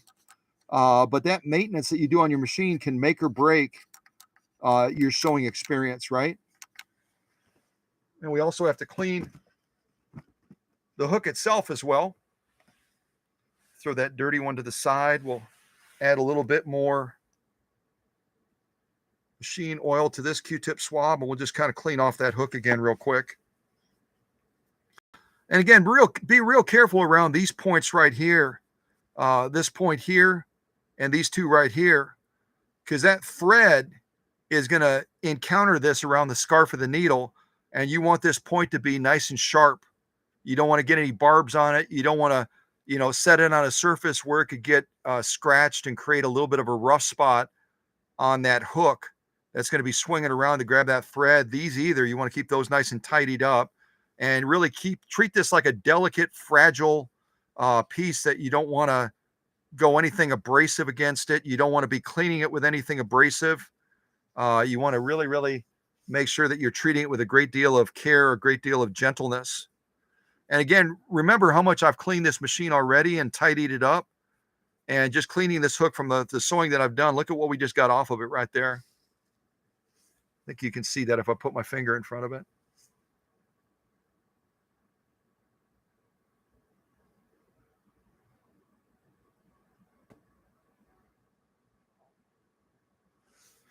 So regular maintenance on your machines, it can't be said enough. And regarding maintenance on machines, I'm delighted to report, and I didn't know about it. Susie from Minnesota alerted me to it. But our dear friend, Andy Tube, who's gone through all kinds of challenges, COVID, cancer, everything. And he was offline for quite a while on his YouTube channel. He recently has posted some videos. And one of the ones that he posted recently, I believe, was his wife was traveling. His wife was away. They live out in Phoenix. His wife was away traveling somewhere, I think he said in Europe. And so she had left her 301 behind. The 301 is the machine, again, that was introduced in 1951. And that's her go-to machine. So with her gone and not having the machine in use, he scooped it up and decided to do a video on servicing that machine and cleaning it. And again, his process is different from mine. It's not quite as in depth, but he did a brilliant job of trying to show a lot of the critical service points on what I call the big sister to the featherweight. The 301 is the big sister to the featherweight that was introduced in 1951, about almost 2 decades after the featherweight was introduced at the Chicago World's Fair in 1933. And so they both go hand in hand. They share a lot of common grounds, and it's great to have Andy too back in the saddle again, as I said to him in an email, and he's doing his thing again, and his audience couldn't be any happier. So, but keep Andy in thought and prayer as we're also thinking about Alex Askarov over in the UK, also battling cancer right now. And these are men that are unicorns in the industry, in the VSM space. And there's not a lot of us left that do what we do. So we want them to stay healthy. We want them to get back to health. And we want them to be able to do what they do so well at in delighting their audiences with presenting machines and showing different things on machines. It's such an art that can't be lost. Don't you agree? So let's keep Andy out in Arizona in thought, and certainly our friend Alex over in the UK, that they continue to be able to do what they can do. So there you go. Dirt right away attracts itself to a sewing machine, and you got to stay vigilant to keep your machine tidied, especially in that magic area where that stitch is created in the raceway. It's so essential, so essential. All right, so I'm going to put this hook back in. And it's just a matter of sliding it into position. There we go. Kind of show you, I just popped it back into position.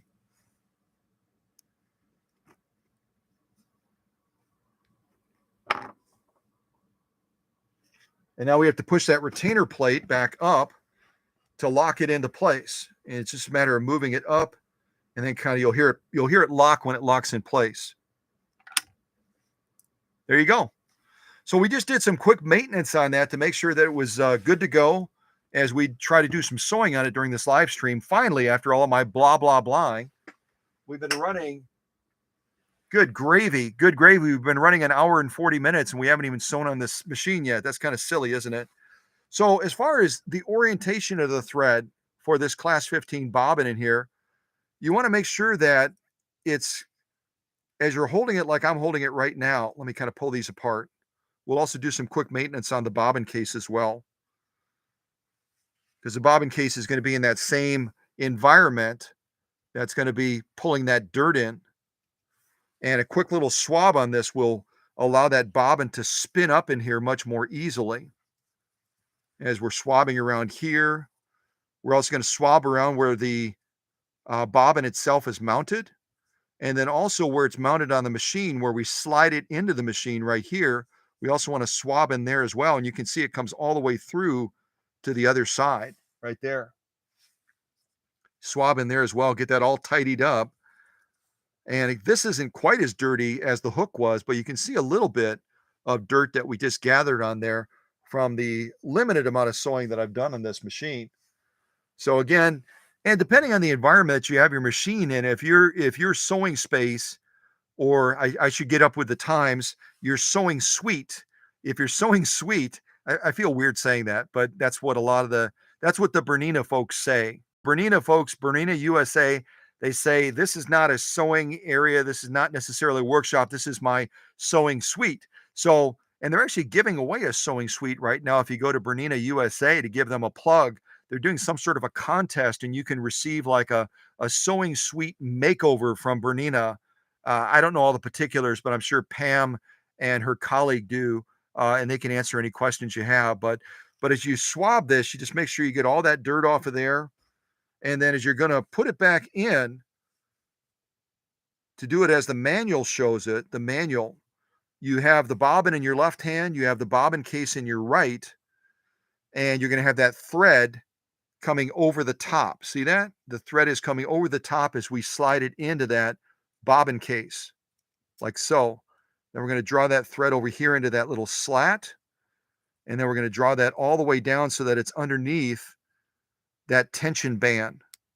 If you don't get it underneath this tension band right here, then you're going to have some really nasty looking top stitching. And then this is our adjustment screw. A lot of these will have two screws. They'll have a set screw that holds the band in place. And then they'll have adjustment screw, which as you turn this clockwise, it's going to put more pressure on this band, which is going to accentuate that top stitch more. So as you're setting up a machine for sewing, if you do a sew off and that top stitch looks really loosey-goosey and you've already adjusted the upper tension back so that it gives this bobbin more control, more power, but you're still not getting the definition on the top stitch that you want, then you can come down to the bobbin case and just do a tiny little turn on this adjusting screw clockwise to increase that pull down factor.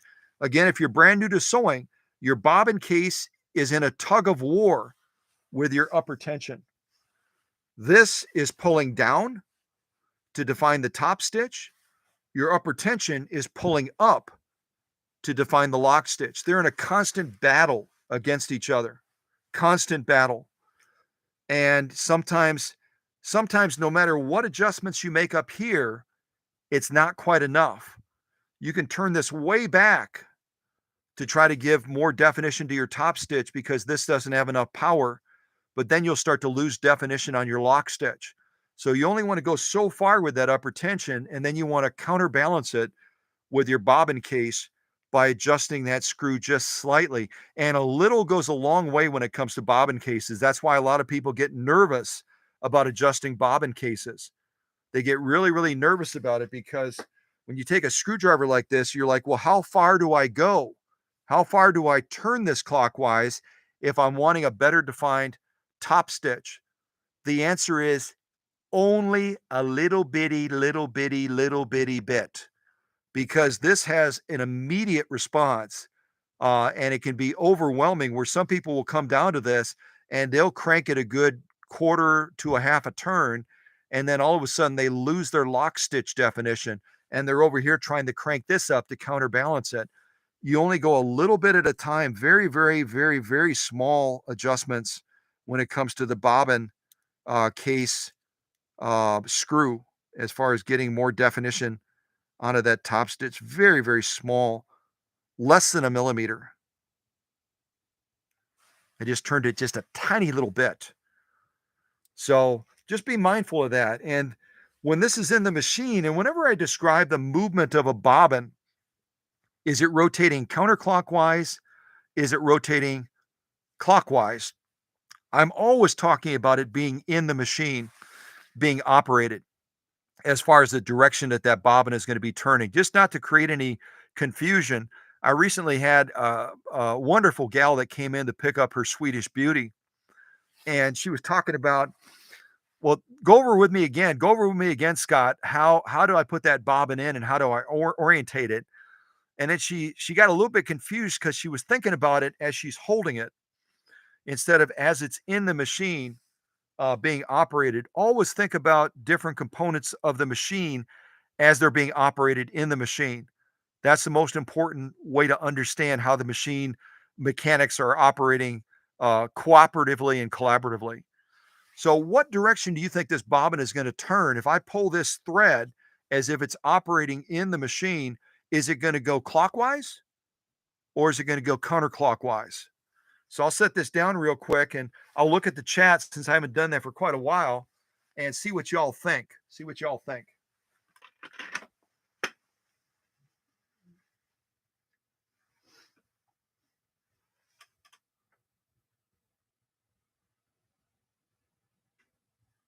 Oh, you bet. Yeah, it's a pleasure, Susie. Yeah. Yeah, you've got to feel comfortable with your machine. If you can't accomplish what you want with the upper tension, then you have to go down to the bobbin case. You've got to go to that bobbin case and feel confident enough. As long as you take it in small increments, it's going to require a little bit more time making subtle adjustments to the bobbin case. But by making subtle adjustments to the bobbin case, it's going to give you a lot more control and command over your sewing machine than just trying to get the stitch output that you want by manipulating this. Because inevitably, especially if this bobbin case has been adjusted by someone that doesn't follow the principle of a little does a lot, you're not going to be able to get the results you want just by making the adjustments here. You're going to have to go down to that bobbin case and make the adjustments there. You're just going to have to. All right. I don't know if we had anybody else join. I'll just look real quick at the live chat. I don't think we did. Steven, Susie, Al, Emma, Susie Tippett.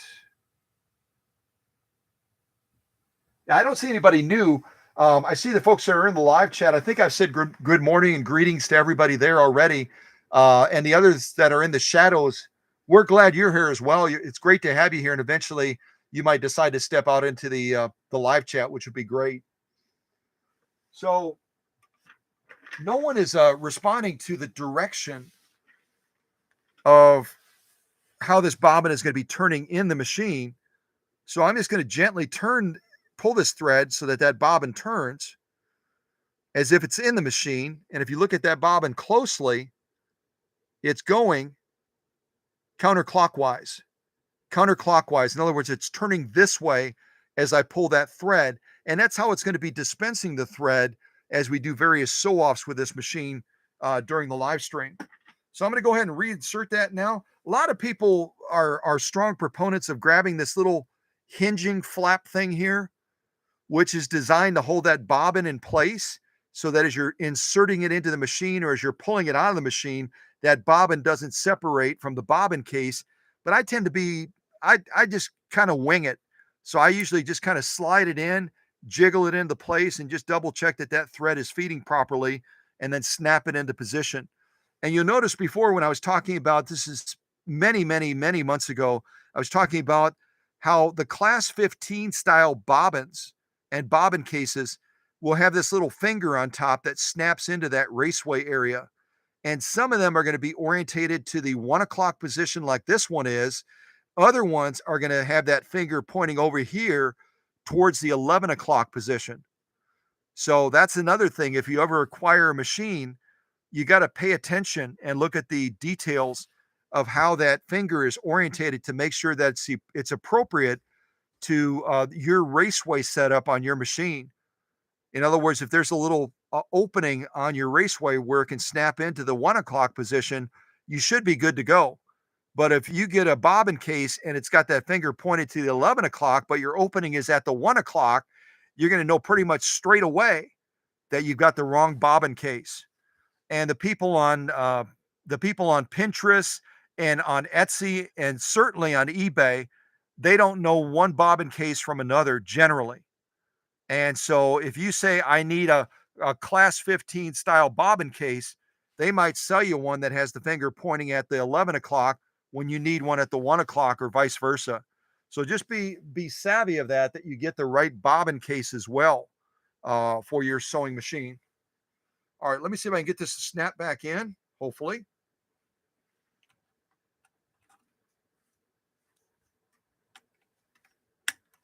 You just heard it kind of click into place. So now it's back into place again, very nicely in position.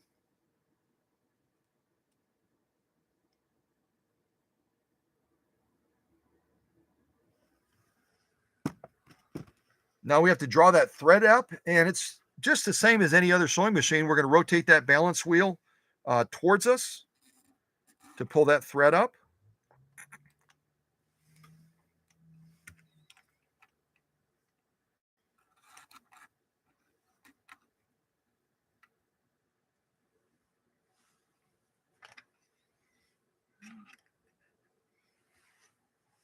Just got to check my clearance real quick to make sure that I'm lined up correctly. Yes, I am.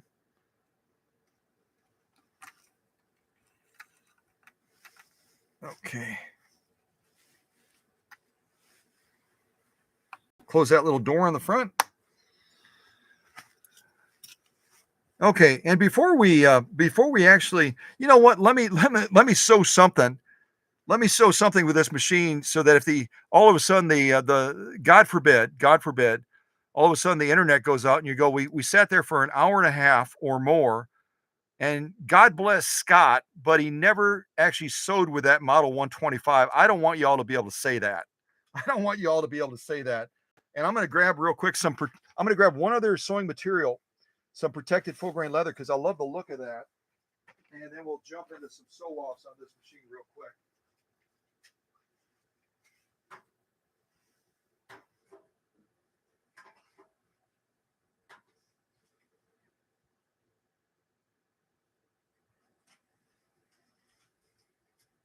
Again, I feel a little bit ill prepared today,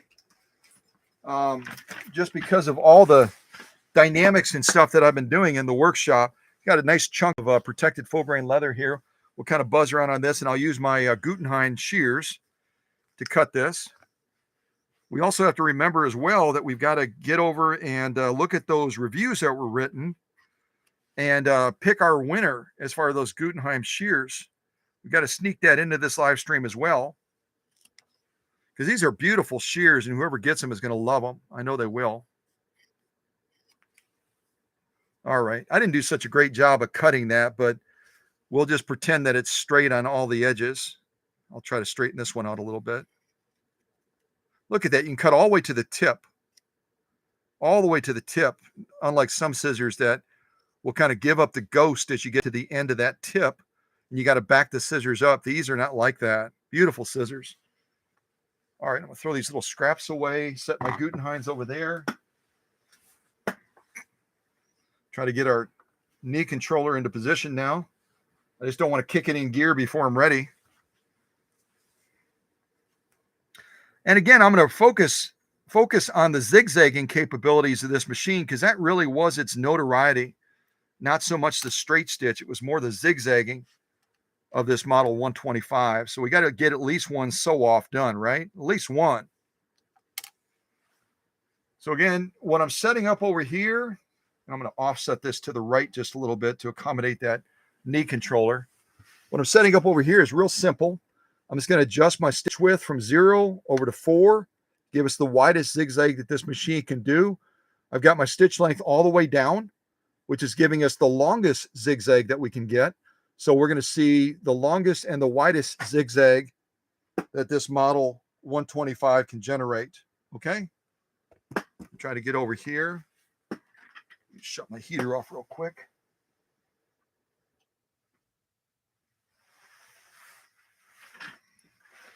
You'll be able to hear this machine operate as well. Get this nice and close over here. I don't want to get too close because you're not going to be able to see. I got to back up a little bit.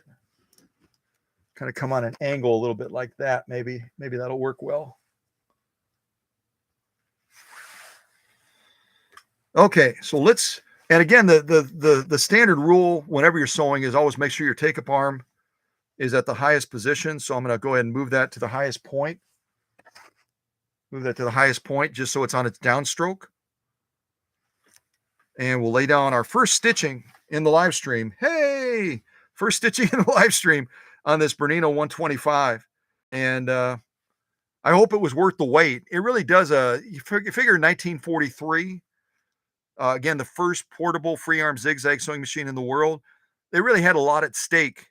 And I think they did the Swiss are very smart. I think they did a brilliant job. They did a brilliant job beginning that race to try to develop the zigzag even further with other machines that followed what the Swiss did in that early phase. All right, let's try to get this done. Here we go.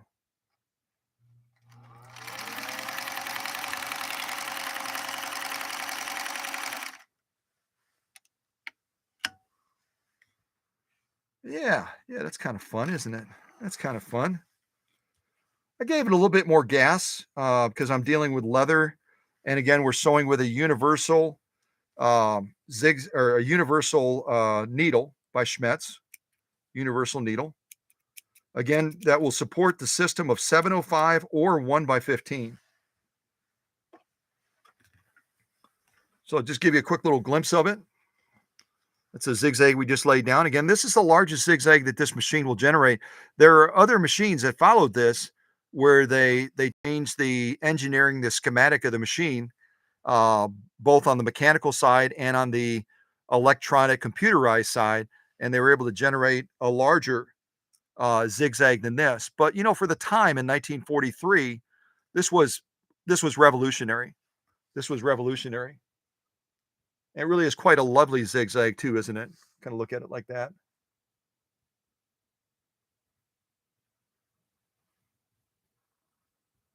Turn it like this also. Look at the totality of the stitching, as I always say. And no, I didn't sew straight. I never do. That's how people will remember me when I stop doing this someday. They'll be like, oh, yeah. I remember Scott. I remember Cow Country Guy. He's the one that could never sew straight. Once in a blue moon, I sew straight and people are looking at my hands to say, is that really him? Is that really him? Or did he hire some guy or gal to sew for him? But yeah, beautiful zigzag. And again, we're sewing through about 3 to 4 ounces of protected full grain leather. There's our lock stitch on the back. Beautiful lock stitch as well. And again, as you're changing materials with any sewing machine, you may have to make some tension adjustments to accommodate the material type that you're working with. So don't see that as an obstacle. See that as an opportunity as you're applying your sewist skills to get the outcome that you want. Some of these, you can pull them back a little bit easier and maybe catch a glimpse of them. But yeah, beautiful lock stitching, beautiful top stitching by this 1943 Bernina 125. Lovely. Just kind of, if it looks crooked as you're looking at this line of stitching, just turn your head to the side a little bit and it'll look perfect. It'll look straight. Kind of like our quilters always talking about, they look at all the faults and the flaws of their quilt. Everyone else is looking at that quilt and going, majesty, beautiful, perfect. They can see all the flaws. And some of you just look at this and going, it's a beautiful zigzag stitch. Doesn't matter if it's a little bit crooked. Doesn't matter. Yeah, you're probably right. You're probably right. So let's change the look of that zigzag a little bit now by modifying the width and the length to see what outcome we can generate. Change the width and the length a little bit. So without taking you over there again, just for sake of time, all I'm going to do is I'm going to take that stitch width and I'll show you anyway. I'm going to take that stitch width up here and I'm going to go from 4 down to 3. So I just changed this from 4 to 3.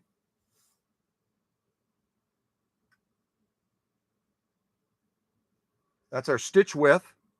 Now I'm going to go down to our stitch length. And again, remember, we're going to get to a demarcation line about in the middle where this machine will start sewing in reverse.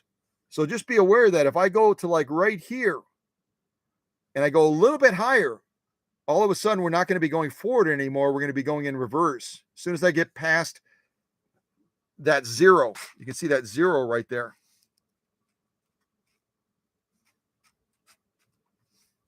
I think you can see that 0 maybe. Well, if you can't see it, that's the 0 right there. So at any rate, we're on a 3 now. So we're just going to bump up this stitch length just slightly because I always like to try to balance as best as I'm able. I like to try to balance. If I'm doing a 4, then I like to do a 4 here. If I'm doing a 3, I like to try to get as close to the 3 on here. So proportionally, that zigzag stays with a nice presentation, at least reasonably nice. So let's try to do a 3x3 now on this Bernina 125. A 3x3 zigzag. There we go. I think I got it lined up pretty good. All right, again, I'm making sure my take-up arm is all the way up. And now we'll launch into this next one. Maybe what I'll do is I'll sew the next column straight, and that way when you look at this other one I just sewed, it's going to look like it's straight too. Use your imagination. You know what I'm talking about. All right, here we go.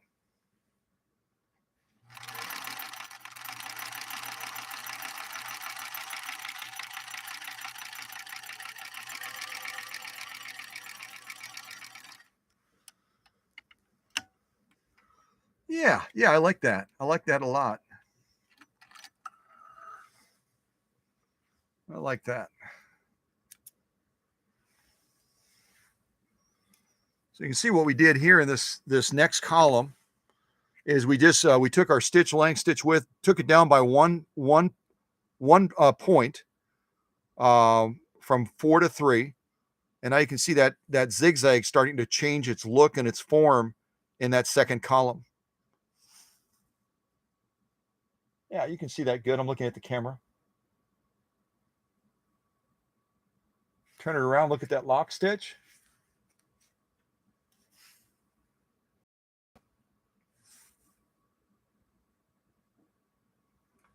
A little bit hard to see on this protected full grain leather. It tends to be a little bit nappier, if that's a word. I don't know if that's a word or not. It's a little bit thicker nap on the leather. Well, you can get a good glimpse of it if you look real close.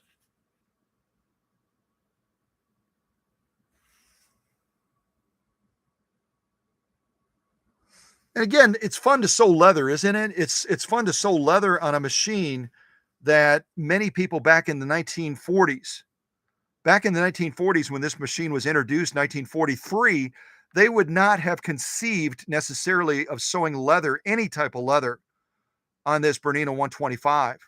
They just wouldn't have thought to do it. They would have been sewing cotton or other type of linens or something along that line. Maybe satin, silk.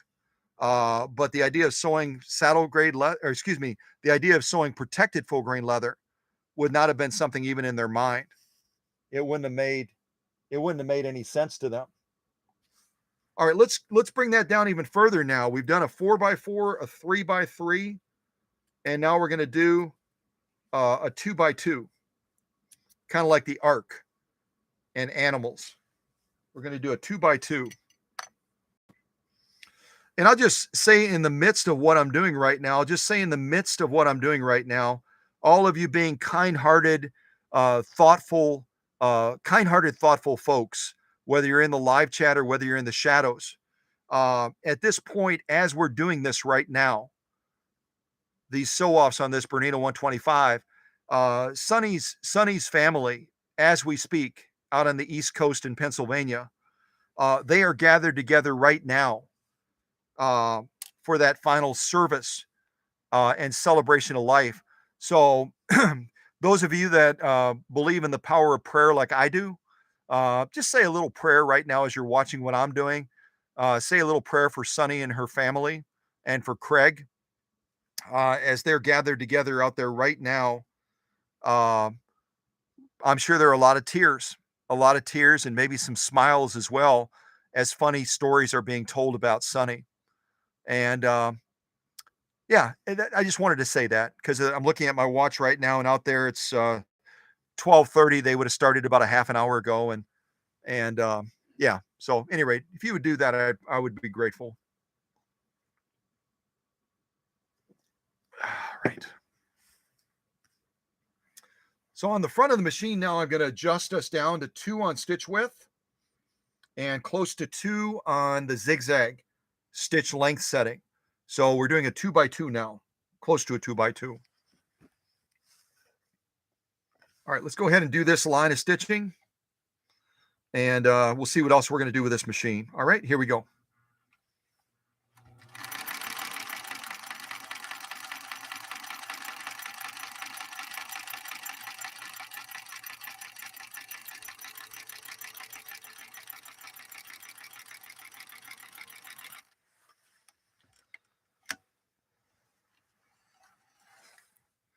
Yeah, it's fun to see the dramatic difference. And again, this would have been a big deal.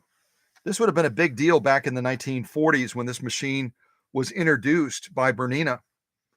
A very big deal. There was certainly zigzagging before this, but it didn't have that portability factor. It didn't have that free arm aspect incorporated into that total machine. So this was people were incredibly excited about this. So there's our next column that we just did with a 2x2 zigzag. We've gone from 4x4 to 3x3 to 2x2.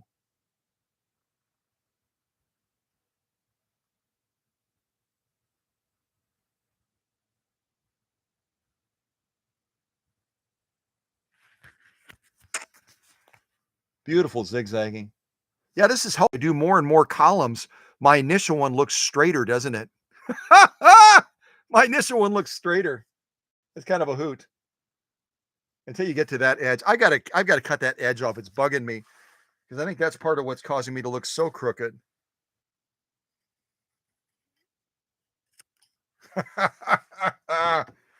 Yeah, baby. Now it's not as bad. It's probably not very great, but it's a little better.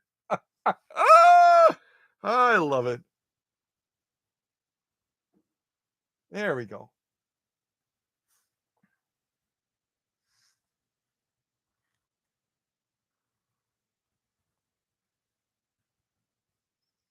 Turn it over. Look at that lock stitch. Yeah, it's kind of tough on this leather, isn't it?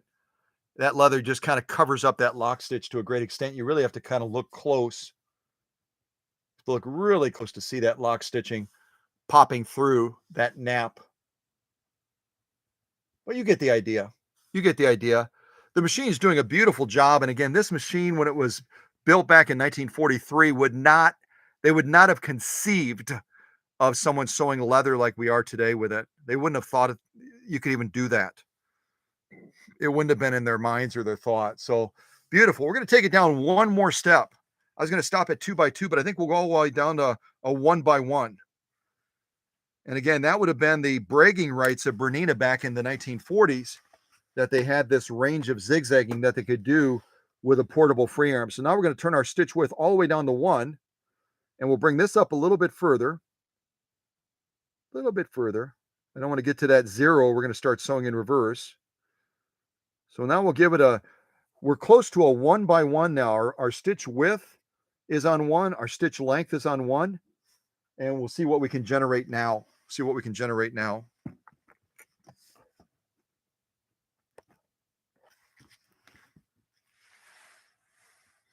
And because of the design of this, again, I don't quite understand, and I know that my friend Andy Tube also calls this the nose plate. I don't call it a nose plate, I call it a face plate, because traditionally this has always been known as a faceplate of the machine. It's kind of the point of adornment for the machine. It's generally going to be flashy, it's going to be bright, it's going to be shiny, it's going to be the face of the machine, and it's going to be a beautiful accentuating kind of the jewelry piece, part of the jewelry of the machine. So I've always thought of it as the faceplate. Many of you have as well. But there's a trend right now where people are pushing to try to call this the nose plate, including some of my distinguished colleagues, that are doing sort of similar work to what I do. But I don't see it as a nose plate, even though from the side right now, because it has that contour to it. If that's a nose, if that's a nose, that's a Jimmy Durante nose. And if you're really young and don't know who Jimmy Durante is, Google it. Google Jimmy Durante and you'll see his nose. So if you want to call it a nose plate, okay, whatever. But yeah, that's kind of a Jimmy Durante nose plate. And a lot of the Japanese machines have similar contours on their face plates as well. So, but I won't, tomato, tomato, potato, potato, whatever. I'm not gonna be critical of my distinguished colleagues if they decide to call it a nose plate, even though it makes no sense to me whatsoever. It makes no sense. Ah! Oh, hello to Jenny. I glanced over at the live chat real quick and I see that Jenny joined us. Jenny is the one that just sent me a text acknowledging that those double-eyed needles are heading her way out in the great state of Ohio. So good to have Jenny here as well. All right, so I'm going to adjust now our stitch width. We're down to 1, we're down to 1. We're going to do our last row or our last column of zigzagging at a 1x1 factor. And then represented on this protected full grain leather, we will have a 4x4 zigzag, 4x4 meaning the stitch width was set on 4, the stitch length was set on about 4. We'll have a 3x3, we'll have a 2x2, and finally we'll have a 1x1. So you'll be able to see the full range of what this 125 can do with regard to a zigzag. Okay? All right, here we go.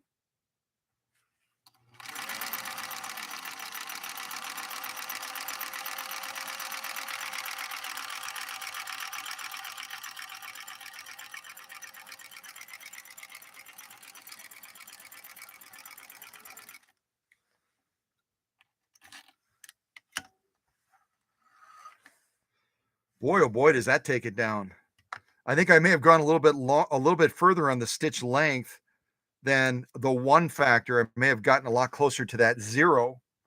I may have gotten closer to that 0 because when you look at the dramatic shift in these columns between the different zigzags, the 4x4, the 3x3, and the 2x2, and now the 1x1, I think I may have gone a little bit rogue, a little bit rogue on that last column with the 1x1. I think we went down even further.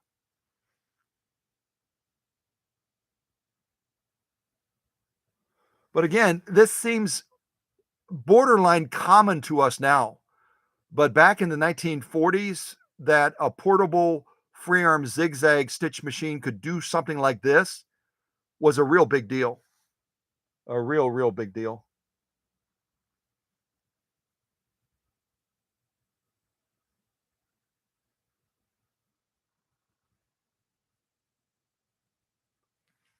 See again our thickness. You see it from the edge right there.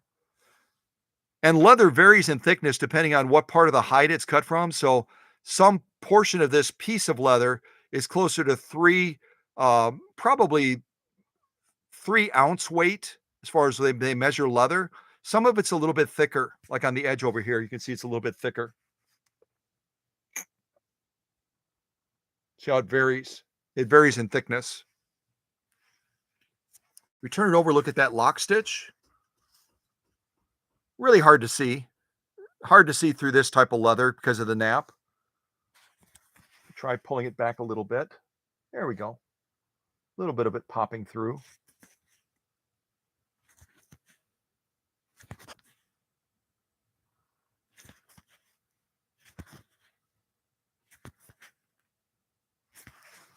So, can a Bernina 125 designed not to sew leather sew leather? The answer is an affirmative yes. And it probably could handle even more than this, although I'm not going to be pushing it as far as I normally push other machines because it's such a unicorn machine. I don't want to potentially break something and then all of a sudden have to find parts for it. But it's certainly being a well-made machine in Switzerland, forged steel, aluminum body. It can certainly handle more than you're going to see me do on this live stream today. And that's pretty much true of all the machines that I present. I push them hard, but I never push them as far as I potentially could.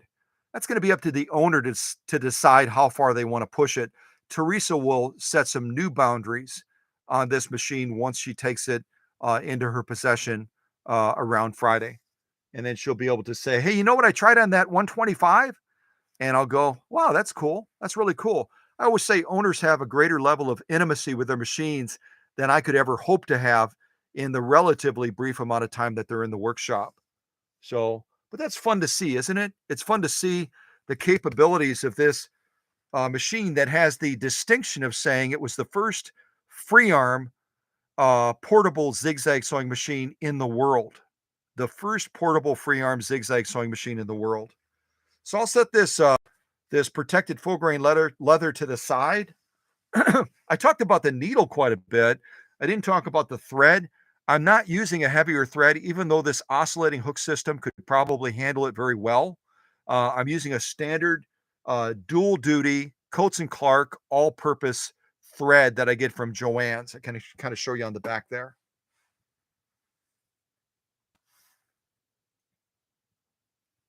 Just a standard thread, nothing fancy. Nothing fancy. All right, let's do this real quick. I'd like to show you how to wind a bobbin on this machine if I can get away with doing that.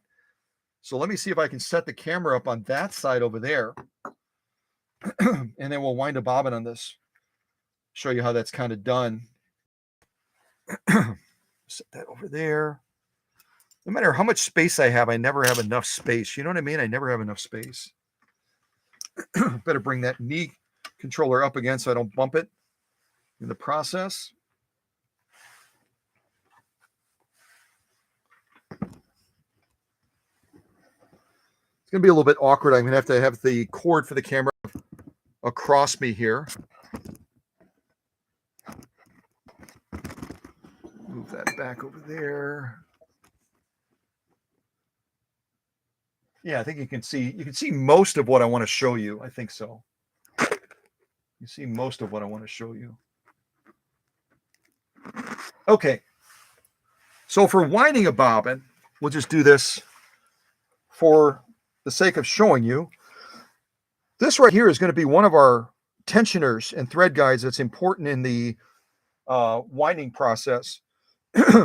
And where we have some where you can loosen a screw and that assembly, you can push it in or pull it out so you get a nice distribution, even layout of the thread on the bobbin as you're winding it. We don't have that set up on here.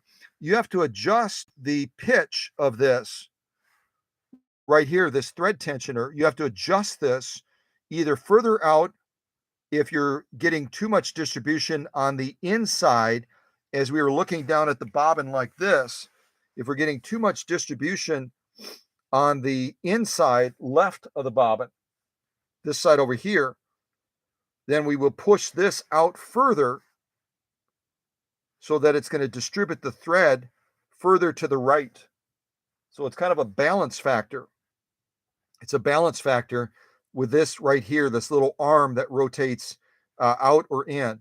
So again, if you rotate it further out like it is right now, it's going to give further weight of thread distribution to the right side of the bobbin. It's going to give further weight distribution to the right side of the bobbin, which means it might not be swinging far enough left. And you never want to wind a bobbin unevenly, right? You don't want to wind it unevenly because then it's not going to work well in the bobbin case. So if we're getting heavier concentration over here, then we just raise this up slightly. See how I just pushed that up a little bit? We're going to raise it up slightly, and then it's going to push that thread further to the right and give us a nice even swing. So there's a little bit of a testing ground as you begin to wind that bobbin. There's a little bit of a testing ground to see, okay, how is the thread distributing? Am I getting too much on the left side? If I am, I need to push this out further. If I'm getting too much on the right side, then I need to push this back a little bit towards the top so that it's going to allow that thread to distribute more evenly across the bobbin as we're winding it. I hope that makes sense. So it's nothing utterly complicated, just a matter of examining how that thread is being distributed and then pushing this up or down depending on what's happening down on the winding process. So the first thing I have to remember to do when I'm winding is I have to remember to disengage the clutch. And I do that again by just pulling this out. You heard me click it out. I put my little bobbin in place. And this setup is not going to have something to line up on the bobbin like some bobbin winders will. This is going to be, there's going to be a little bit of a flare, a little bit of flange on the end of this point right here on the bobbin winder. And by it flanging out, it's going to be gripping this bobbin so that it doesn't slip in the winding process. So I've got that into position now. We've got our clutch disengaged. Now I'm going to simply put, and I'm using a different thread. I'm using a Gutermann, I believe it's a polyester thread. Yeah, 100% polyester Gutermann thread. And I'm going to be using this to wind this extra bobbin for Teresa. Just going to put it on the back of here. We've got one little thread guide right here that we have to kind of slide the thread behind. If you're able to see that in the shot, hopefully, right there. So I have to draw that thread behind there. Almost got it. There we go. And then I'm going to come over the top of this tensioner right here, kind of hold the thread here and kind of pull it down into that tensioner. So this little tension disc here is going to bite that thread and allow us to control the flow and eventually the placement of it on the bobbin based on where we have this little arm pitched, how far it is down or how far it is up. Now we're going to go down to our bobbin itself and wind several times around it. And I'm sure there's a particular thing that the manual would say. There's a particular thing that the manual would tell us as far as, you know, wind it this way, wind it that way.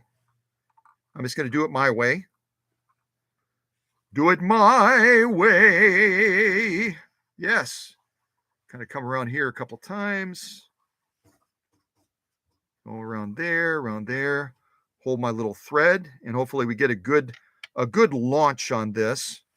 Once I get my knee controller back down into the position, because I have to launch it that way with my video cord and everything else trying to get in the way. We'll do our best, right? We'll do our best. That's our video cord right there. Oh, we're a low budget operation. All right.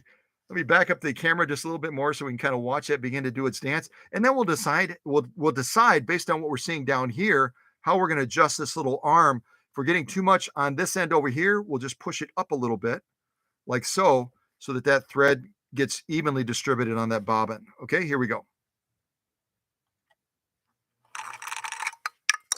Well, that wasn't so great. My Gutermann thread said, I don't want to stay there. I want to move. Hold on a second. I'll have to put like a little finger on there maybe. I should have gone with a lower profile spool of thread like I did when I wound it initially for the machine. That way it's not as wiggly jiggly. So I'm going to reach over the top of the machine and put a little finger on there to kind of hold that in place so that it doesn't tip over. All right, almost there, almost there.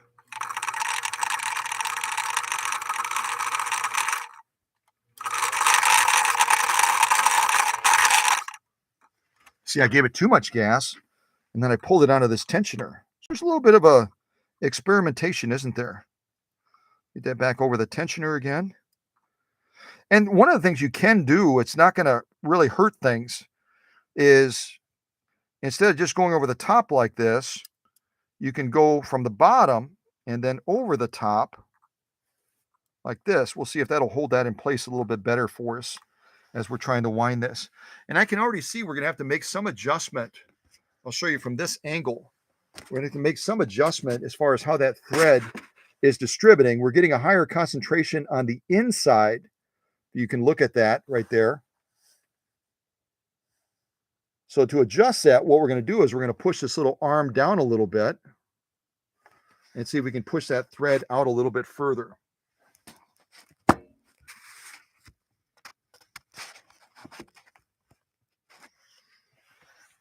Checking my angle again. There we go. All right, let me see if I can hold that thread in place again. Get my knee on the other side of this. This is almost like a little bit of a workout here. Let's see if I can do this.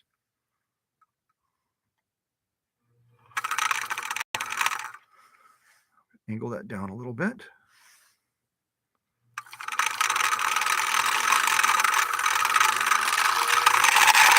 Slow down, buddy. Slow down, slow down.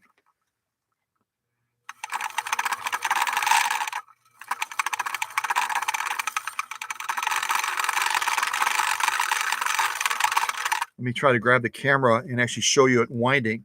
And again, there's a little bit of fine tuning to do on this. It's a little bit of a fine tuning.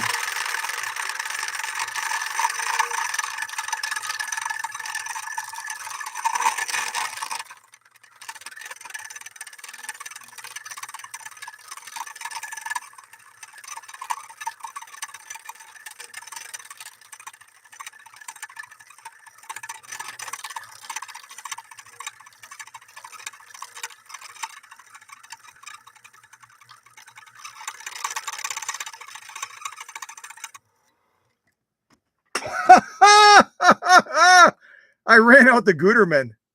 That's only 110 yards, and I think I'd used a little bit of already. So we ran it as far as we could run it, and that's it, baby. If you've never seen, get the kids out of the room. Get the kids out of the room. If you've never seen a naked Guterman spool before, that's what it looks like when you run it all the way down, man. It's all the way down. And we got some good distribution. We did a little bit of fine tuning with this arm again.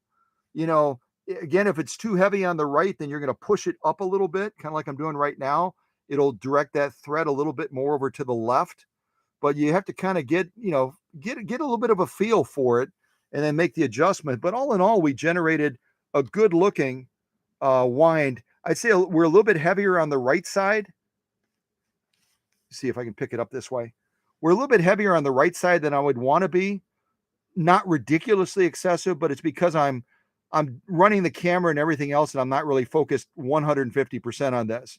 But that's how you wind a bobbin on this anyway, and you'll probably do a better job because you're not going to be filming when you do it, and you'll be able to get even more of an even distribution of that thread on there. And then when you're done, just remember, push that back in, and then you'll be able to engage that clutch again so you can do more sewing.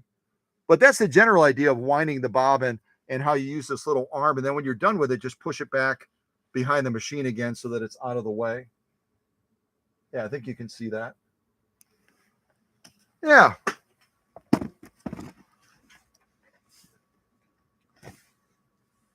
Okay, real quick, and we'll do a couple more little sew-offs on this machine for fun. Oh, let me do it before I get too far ahead of myself. Where's my protected full grain leather that we did the other sew-offs on? Let's go ahead and sew a straight stitch on this, and then you'll be able to see how the 125 generates a much more compressed straight stitch than we're accustomed to seeing at the highest setting on the machine. So the highest setting, again, we're going to take our stitch width all the way down to 0, which is where we're at right now. And then we're going to take this all the way back down to the bottom to give us the longest stitch possible by this 125 model. And again, make sure you have this unscrewed right here. Otherwise, it's going to restrict you even more in how far you can move the stitch length lever. So I've got it all the way to the bottom. I'm at the highest setting for this 125, and we'll lay down a straight stitch now. You'll be able to see, yeah, that is compact. It's not as robust as a number of the other machines that we're accustomed looking at on this channel. Okay, let me bring that down. There we go.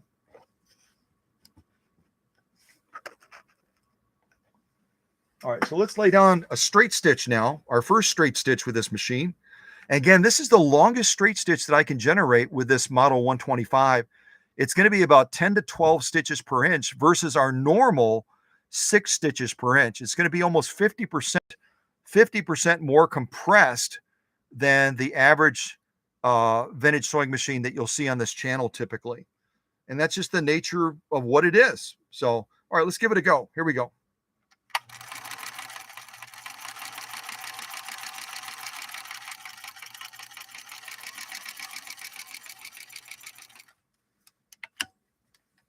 I was looking to the right and I oversewed a little bit. And then what I'll do to show you the contrast, is let me do a couple rows. This is our longest with this machine. I'll do another one that kind of bumps it down to about 3. And then we'll do a 2, and yeah, we'll be to the microscopic level at that point. Just check our balance. Yeah, balance looks good. Okay, so I'm taking my stitch length controller now. I'm just going to bump it down. By bumping it down, I have to bump it up. By bumping it up a little bit, I'm going to go down to about, just brought it up probably about 1.5 millimeters. Now we're at probably pretty close to 3 on this setting. We'll see what that stitch looks like, and then we'll look at them together.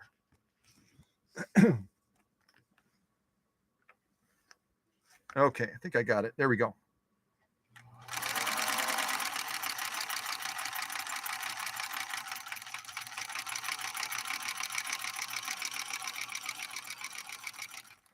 And I'm not giving it heavy gas. I'm not giving this machine heavy gas at all. I could push that knee controller further over to the right, and we could go much, much, much faster.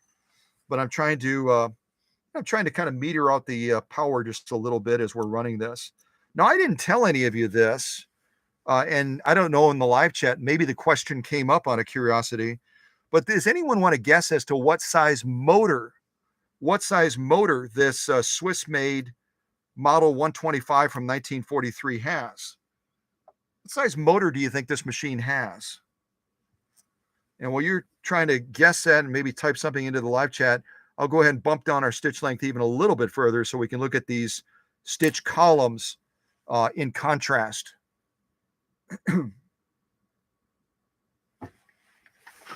Raise my chair up a little bit too. I feel like an Oompa Loompa. So as you're discussing, what size motor does this Model 125 from the early 1940s have? I'll do our final stitch column here on our protected full grain leather for our straight stitching. And we'll take a look at that. And right now my take-up arm is way, way down. If you look at our take-up arm right now, take-up arm is way down here. So I've got to rotate that up so we get a good launch. Rotate it up, rotate it up. A little bit further, and we're almost on that downstroke. Almost on that downstroke. All right, let's do our final stitch column now. Again, we're not as small as we can be. We can make a stitch that you need a magnifying glass. But we bumped it a little bit further, so hopefully we see a contrast between these 3 columns of straight stitching. It's not going to be as dramatic of a contrast as we see between the zigzagging, but hopefully you'll be able to distinguish it. Okay? All right, here we go. Final column of straight stitching on protected full grain leather.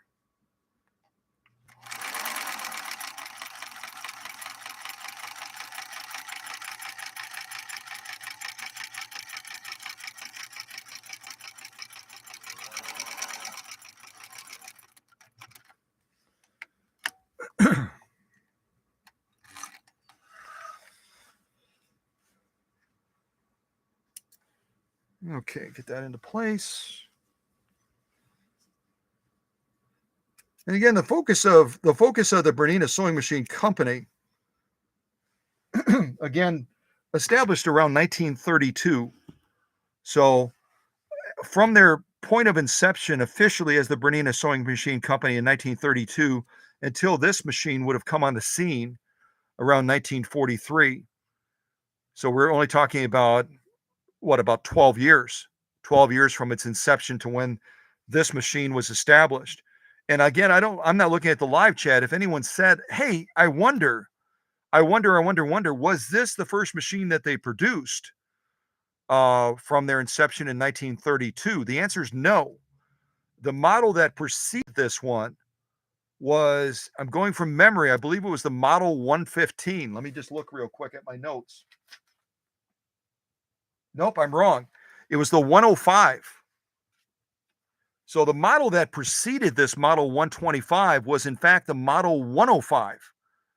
And it would not have had the same capabilities of zigzagging that we've seen from this machine. Certainly would have been able to do a straight stitch, but it would not have had the portability and the free arm capabilities of this Model 125 that followed it. But the 105 was the very first model that the Bernina Sewing Machine Company, apart from maybe if you talk about their the machine that was made by the founder, the hem stitch machine that goes all the way back to the 1800s, around 1893. The 105 would have been the very first official household type sewing machine that they would have made, to be followed by this Model 125. And I know I'm giving you a lot of dates, I'm giving you a lot of info, but it's important that we know this so we can have a deeper appreciation for this 1943 vintage machine. So here's what we've done so far on this live stream. If you look from top to bottom, we started with a fairly robust zigzag stitch. Let me get back a little bit further, see if that allows it to do it.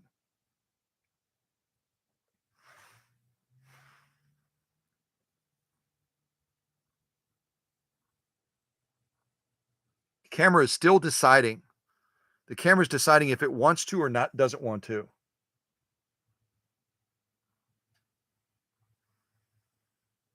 Let's try it like that.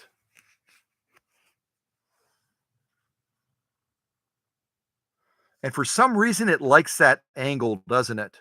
The other angle, we were getting a blurry mess. Some of you were probably saying, I need to call the optometrist and set an appointment because it looks blurry to me. It wasn't your eyes, it was the camera. So here we can look at the contrast from the far, what would be the far right. As I'm looking at my laptop, it looks like the far left. From the far right with that 4x4 zigzag, then the 3x3 zigzag, then the 2x2 zigzag, and then the 1x1 zigzag. And then we go to a 4 length as far as stitch length with the straight stitch. But look at how much smaller that is than we're typically accustomed to seeing. It's a lot smaller. It's about 50% smaller than, say, a traditional Singer sewing machine would have produced as far as stitching. So then we go from a 4 to a 3 to a 2. I think we were close to a 2. And you can just see the contrast. It's dramatic, isn't it?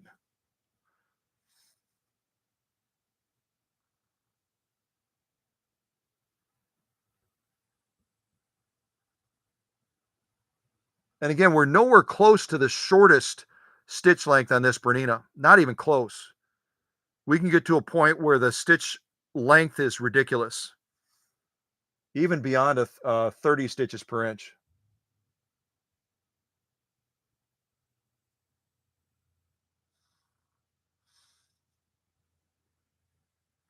Get it like this as well.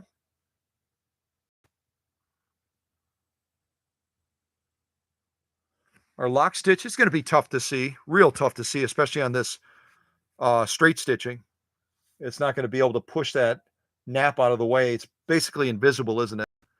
But beautiful, beautiful balance right now that we have on this protected full grain leather for all of the stitching we've done so far. And again, you have to adjust depending on the machine that you're working with. You have to adjust and realize the limitations of that machine and then adjust your projects accordingly. Maybe for certain projects where you need some real prominent straight stitching for certain leather goods in that, This model 125 might not be your first pick unless you do top stitching that's going to be zigzag based. Then I think you can generate some beautiful stitching with it. But for other stitching that's straight stitch based, you might need to go with one of your other vintage machines because of the limitations of this Bernina from 1943. But some really, really good stitching that this machine has put out so far for us. And what do I have left? I don't have a lot left. I wish I had more left. We can do some denim real quick, and then we'll wrap up this live stream. We can do some saddle grade leather as well. And I've got to go. I've got a customer meeting following this live stream today. I've got a customer meeting, so I've got to send a quick text to them to let them know that I didn't forget about them and that we're running just a little bit longer, and that's okay. So give me just a moment here.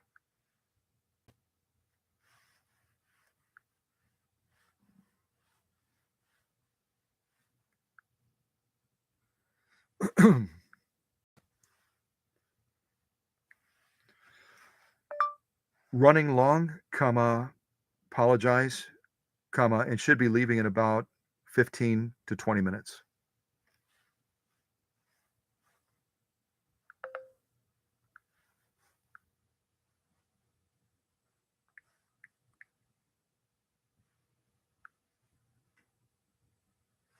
Okay. I like to be courteous. So I just sent a quick little note.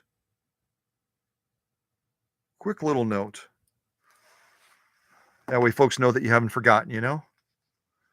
All right. So we've got some of this saddle grade leather. I think what I can probably do, I like to look, and again, the bragging rights to this 125 is really in the Zigzag realm. It's not the first straight stitch portable free arm machine in the world. It's the first Zigzag free arm portable machine in the world.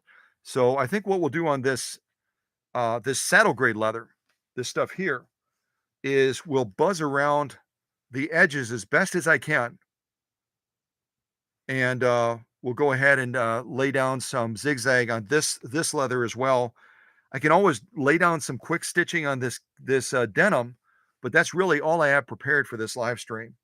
So let me do this real quick. Where's my Guggenheim scissors? I also need to remember as well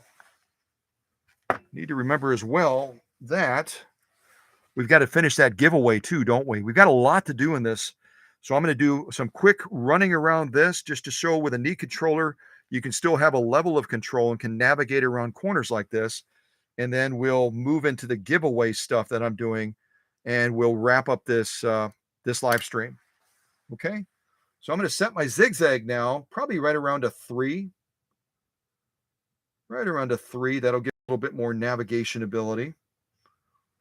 Let's see, stitch length will go right around on 3 as well. And now we'll buzz around this saddle grade leather just so we can see how it does with this type of leather as well. Leathers are going to be different when it comes to how the machine responds to them, protected versus saddle grade. So we'll see how the Bernina handles this sew off on here. And also how I'm able to regulate speed using this knee controller. If you look at the Facebook shots, which I still have to post, when you look at the Facebook shots, you'll see that what this basically has in its design is it has the inside guts of a foot controller mounted to the top of the motor. You'll see that in the Facebook shots when I post it later today of all the stuff that I did to this Bernina Model 125. It's kind of an interesting setup with a foot, the guts of a foot controller basically on top of the motor, and then the knee controller is connected to that. That's how this receives locomotion, etc. Okay, all that blah, blah, blah. Let's buzz around this saddle grade leather with this slightly compressed zigzag. It's going to be close to a 3x3, and we'll see what results we get. Okay. All right, here we go.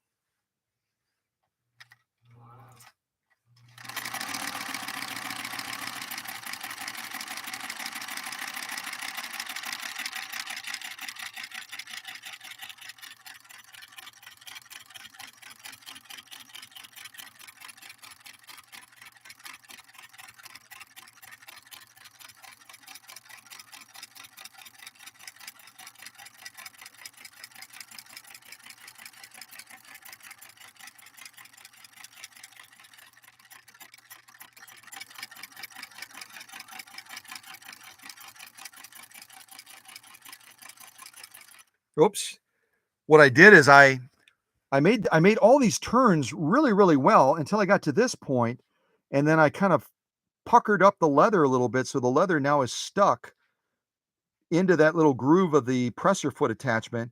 So what I have to do is I have to raise my presser foot now and get that leather to go flat down again. I don't think I can do it like this. Maybe I can. And then we'll continue the sew off. So there's going to be a little bit of a bunch right there of the threading where I caught that leather and it wasn't feeding through properly. Let's see. I think I'll lower this just enough that I can push that leather down. There we go. So we're going to have a little bit of a gobbledygook right there where we stalled out, and instead of zigzagging moving forward, it zigzagged in one spot. All right, I'll see if I can finish this off now.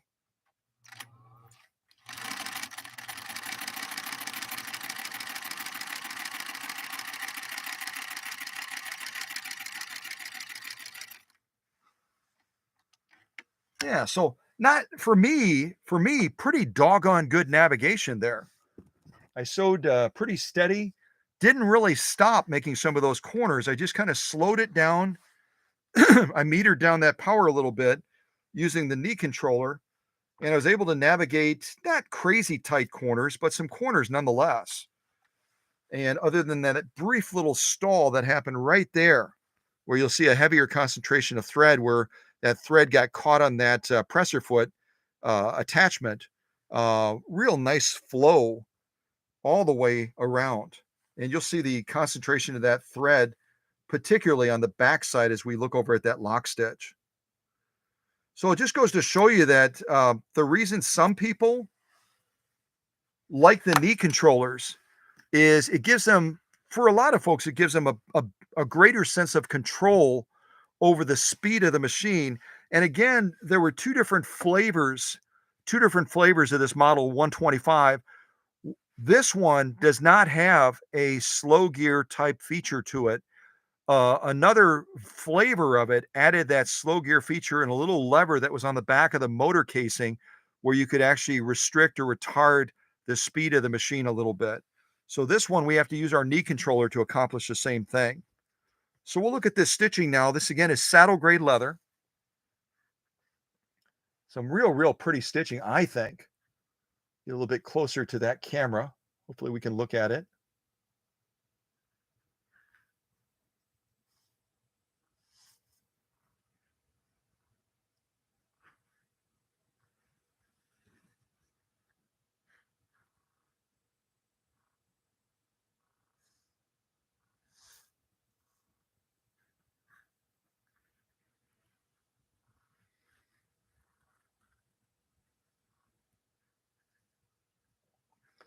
Again, this 125 model coming out in 1943, they would never, ever have conceived of stitching protected full grain leather or saddle grade leather like this.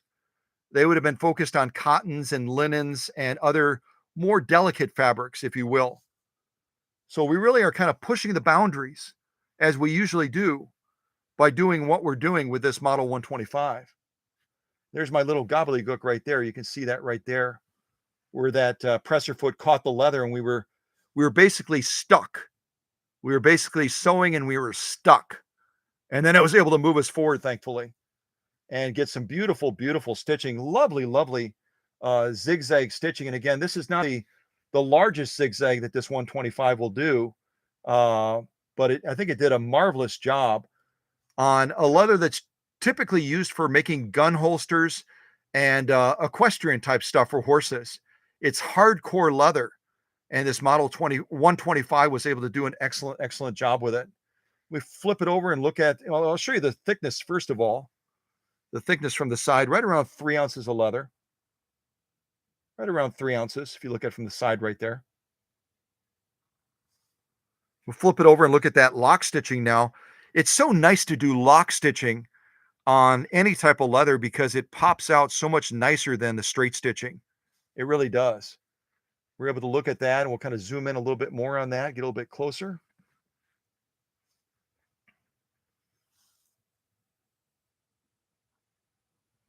And again, the lock stitching is always more difficult for a machine to produce, always more difficult, because that needle has to sweep down through that leather and then pull that thread back up again.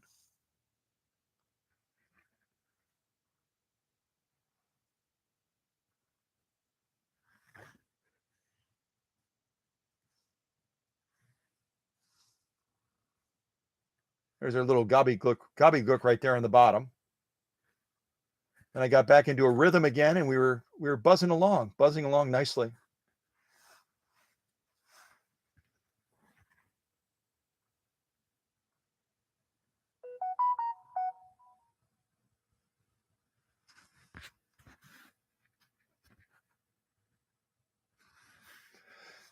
So again, never underestimate the possibilities for a vintage sewing machine when it comes to what they're capable of doing. You'll hear a lot of blah, blah, blah.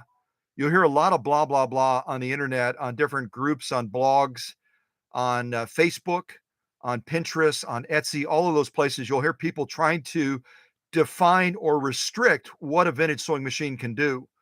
And I have no doubt that there's people that have written about the Model 125 from 1943 not being able to handle leather sewing. It's not a leather sewing machine.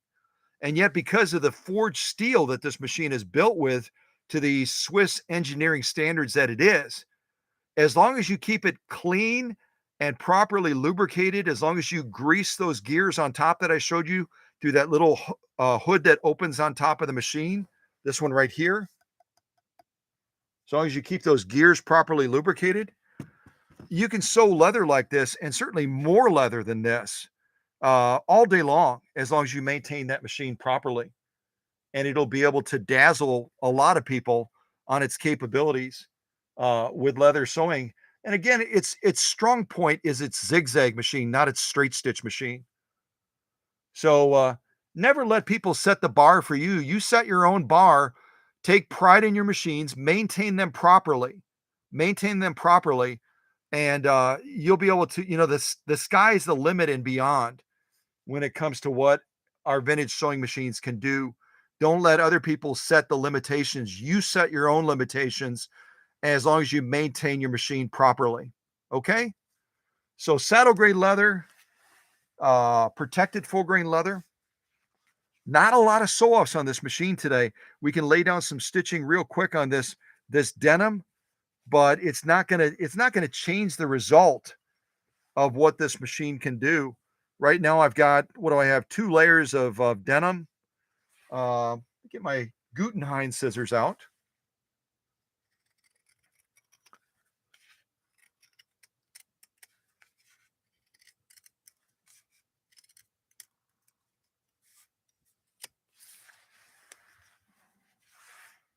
See if we can cut that one more time.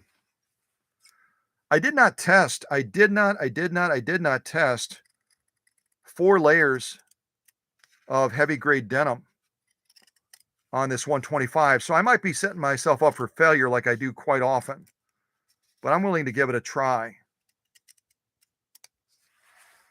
We'll lay down a nice robust zigzag on here, and we'll see if we're successful. And probably what I'll do, trying to debate here, we'll go against the grain. And against the grain means that I'm putting this material facing opposite with these 2 halves. I've got 2 layers here, 2 layers there, and we'll face it like this as we try to lay down a zigzag going down these 4 layers of heavy grade denim. And if you think it's an easy sew off, look at that from the side.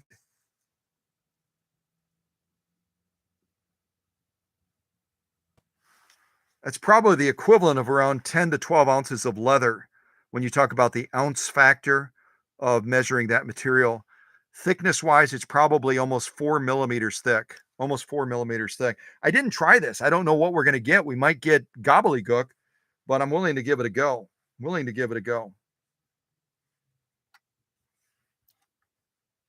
Get that presser foot down.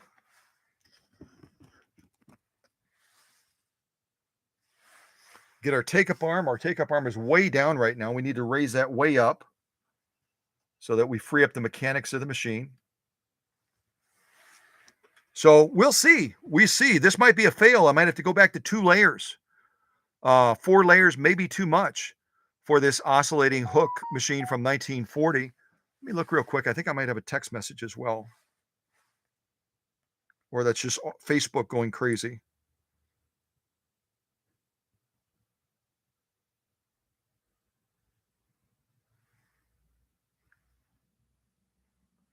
What else do we have?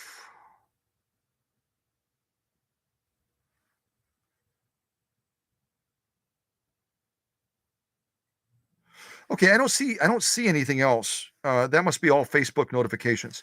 All right, let me give these 4 layers of heavy gray denim a try on this 1943 Bernina Model 125. We'll see what we get. And let's see, I'm set on 3x3. Probably should just leave it at 3x3. Let me look and see what we generated as far as that. A little bit less height, I think. All right, let's give this a go and see if we're successful. This will be our final sew off, and then we'll do the giveaway, and then I'll end this live stream because we've been running just shy of 3 hours already. Just shy of 3 hours. All right, let's see what happens. Don't you love that voice of confidence? Here we go.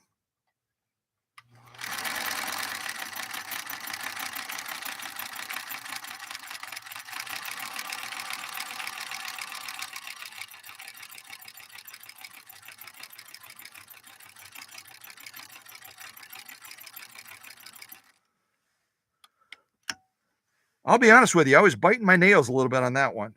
I was biting my nails. Whenever I decide to do something spontaneously in a live stream, and whenever I do something spontaneously, and I haven't tested it off camera, it always makes me a little bit nervous. But at the same time, I'm willing to try it so we can see the capabilities, the surprising capabilities of what a machine can do sometimes. And we got a great outcome. We got a great outcome. I'll do my best to show this to you. It's a little bit harder to see the stitching, the white stitching against this denim because it's got a kind of a blend of white with the blue, but I'll try to get nice and tight. And look at what we just went through from the side. That's a lot of denim, folks. That's a lot of denim. And I never gave you the answer. I've been told before that I'll ask a question and then I'll go a different direction and I'll never give you the answer. When you take the watts and the voltage of this machine, which is on the back motor casing, this machine is rated at zero point 0.6 amps. 0.6 amps is what the conversion turns out to be. And you'll see these shots on Facebook, so you'll be able to do the conversion yourself to make sure that I got it right. But 0.6 amps is going to be comparable to that 201-2 that we just unboxed, although that motor was only rated at 0.5. The 201-2s, the 1591s come with a potted motor that's either rated at 0.5 or 0.6. So this Bernina 125 from 1943, when you do the watt and voltage conversion to get the amperage, you're going to be right around 0.6 amps, right around 0.6. It's not a monster motor. It's less than half the size of the Swedish Beauties that have that 1.5 amp motor. It's almost half the voltage capability of the FOF motors that are rated at 1.1, 1.3, or some of them 1.4. So it's kind of a mid-range motor from Switzerland, but it's still able to go and run with the big boys for quite a distance, going through this much denim with a sew off. So let's look at the actual stitching now. I think this is our top stitch as we look at the side of this denim. I think this is our top stitching. Maybe I can do it like this and the camera will be more amenable, be more friendly.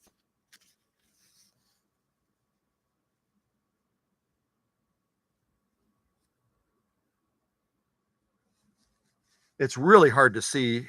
It's really, really hard to see. There we go.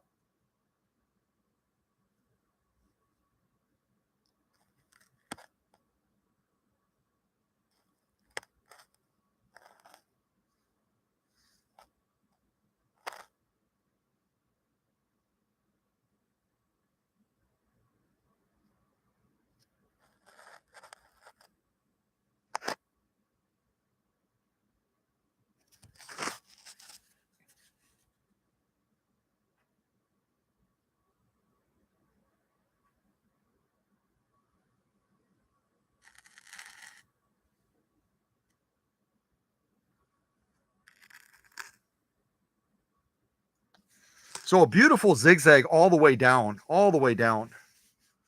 Here's our lock stitch.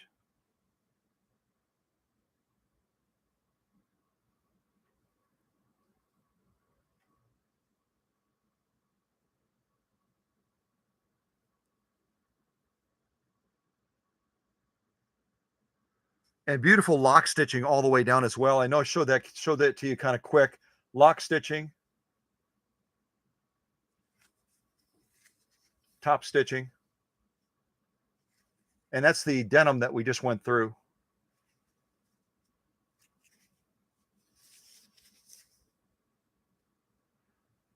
So not as many sew-offs on this 125 as we typically do. We put it to the test on protected full grain leather. We put it to the test on saddle grade leather, and we put it to the test with 4 layers of heavy grade denim. And I think that the machine performed incredibly well. Again, it doesn't have a monster motor. It's got a 0.6 amp motor, but that's more than enough power. That's more than enough power for this knee controlled machine. Okay, so here's what I'm gonna do for sake of time is I'm gonna look at our reviews. I think I have them opened up already on that page. I'm gonna shift the camera over there. Hopefully we can see them on the camera. I'm gonna read through them and then see what votes there are. And this is our double eye needles. We're gonna skip this for today. I gave away that one to Jenny. We'll save that for another day just because of time limit. And then we'll see who's gonna get one of these 2 Gutermann scissors, Gutenheim scissors, excuse me, these Gutenheim scissors. I've got 2 of them to give away. I've got one right now that we're going to give away based on the reviews that have been written for Cow Country. And prior to the next live stream, if you want to jump out there and write a new review, if you haven't written a review yet, if you want to write a new review, what we'll do is we'll move towards another giveaway, maybe not at the next live stream, but in the next couple of live streams, we'll do another Gutenheim 9-inch professional tailor scissors, and I'll give this other one away at another live stream. So let me shift the camera over there. We'll take a look and see what's been written so far. And it may be really hard to see this on the screen. You see our live chat over here. Okay, there's our reviews.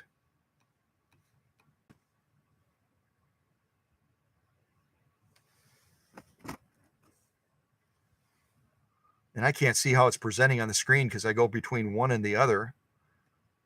I can look on my phone maybe and I can tell. See if I can look on my phone and see how, hopefully you can see something on the screen. Hopefully you can see something on the screen.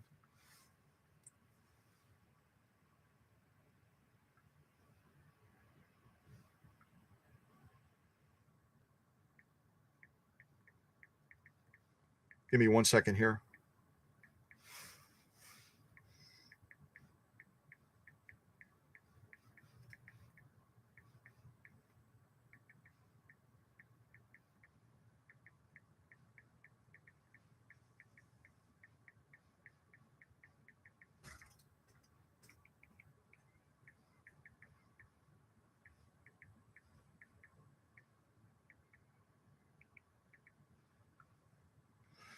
Okay, I'm going to try to pull this up on my phone real quick so I can see what you guys are seeing.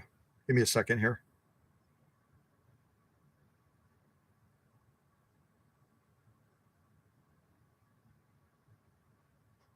All right, there's the live announcement. All right, so I'm going to try to go there and actually look at, because I can't flip between the screens very easily. See if I can see what it's seeing.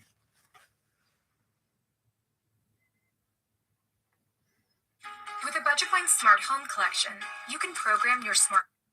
I can program my smartphone.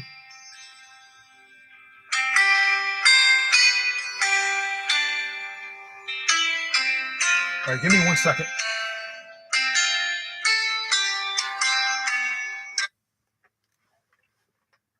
Hey, buddy. Are you leaving yet or what? If you have to step away, we can just reschedule. That's fine. No, I want this done. I want to be going. Well, I'll get there as quickly as I can. What's that? Yeah, I'll get there as quick as I can, but I've got to finish this live stream. I'm just getting to the giveaway where I'll be wrapped up in the next 10 minutes and I'll be on the road. Thanks for your patience. Yep, thanks. Bye. Okay, let me look at this now and see what y'all are seeing. Oops, I hit the wrong button.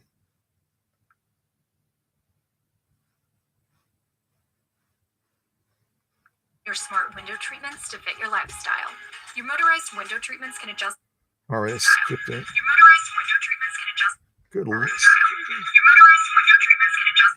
Your motorized window treatments can adjust. All right, turn the volume down.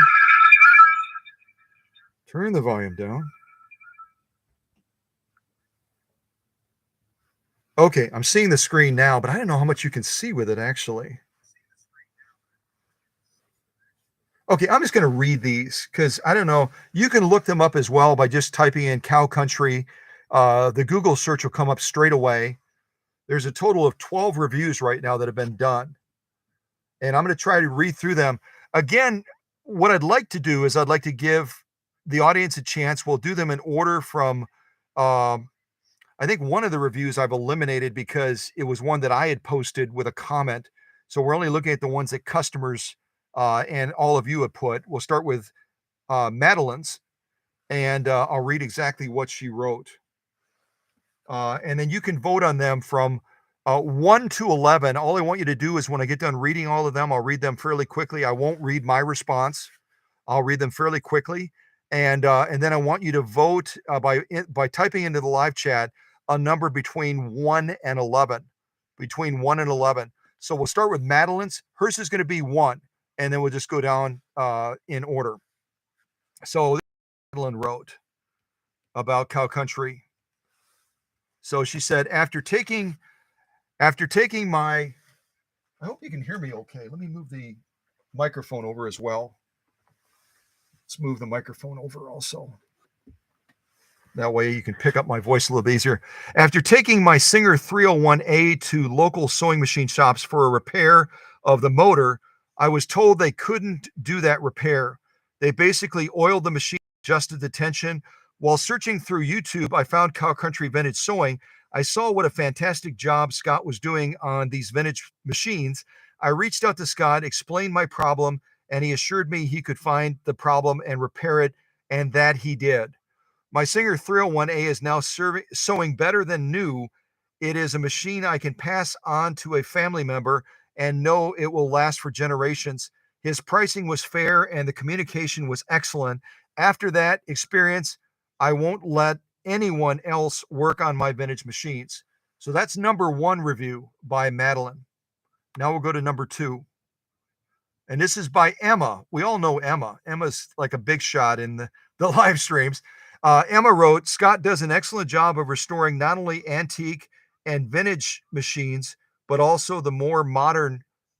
He also explains the features and functions of the machine. It's like having a video on how to use your machine.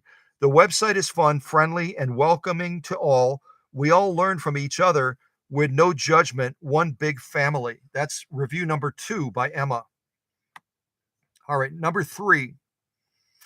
And this person doesn't need an introduction either. This is by Susie from Minnesota. And she writes, let's see here. Susie writes, I've been part of the Cow Country Vintage family for quite a while now. Scott is dedicated to his craft. He will optimize and repair a vintage sewing machine to better than new status. His attention to detail is the best I have seen. He also shares his knowledge with us during his live streams on live streams on YouTube using the Kanai principle, constant and never-ending improvement. He is a true master in his craft and is acknowledged around the world. Scott has repaired machines for folks the world over. I feel honored to be a part of this family. I've learned so much from Scott and the other family members. And now Susie's also part of the leadership team like Emma too, which is kind of cool. So that's review number 3, I believe. You count them as I go. This is review number 4. And interestingly, this review number 4, I'm going to read it, but we're probably not going to be able to honor this individual by giving them the scissors because This is Sunny, also known as Susie or known as Sunny Mastiff, that has passed away, and they're having her service today. But here's what Sunny wrote. Scott is the consummate expert on vintage sewing machines. If you send your machine to him, he will send it back better than when it was new. Watch his videos. He's amazing. So very kind words by our dear friend Sunny. And I believe that was review number 4, right? I'm losing track already. Madeline was 1, Emma's 2, Susie is 3, Sunny is 4. So somebody keep count for me at this point, would you?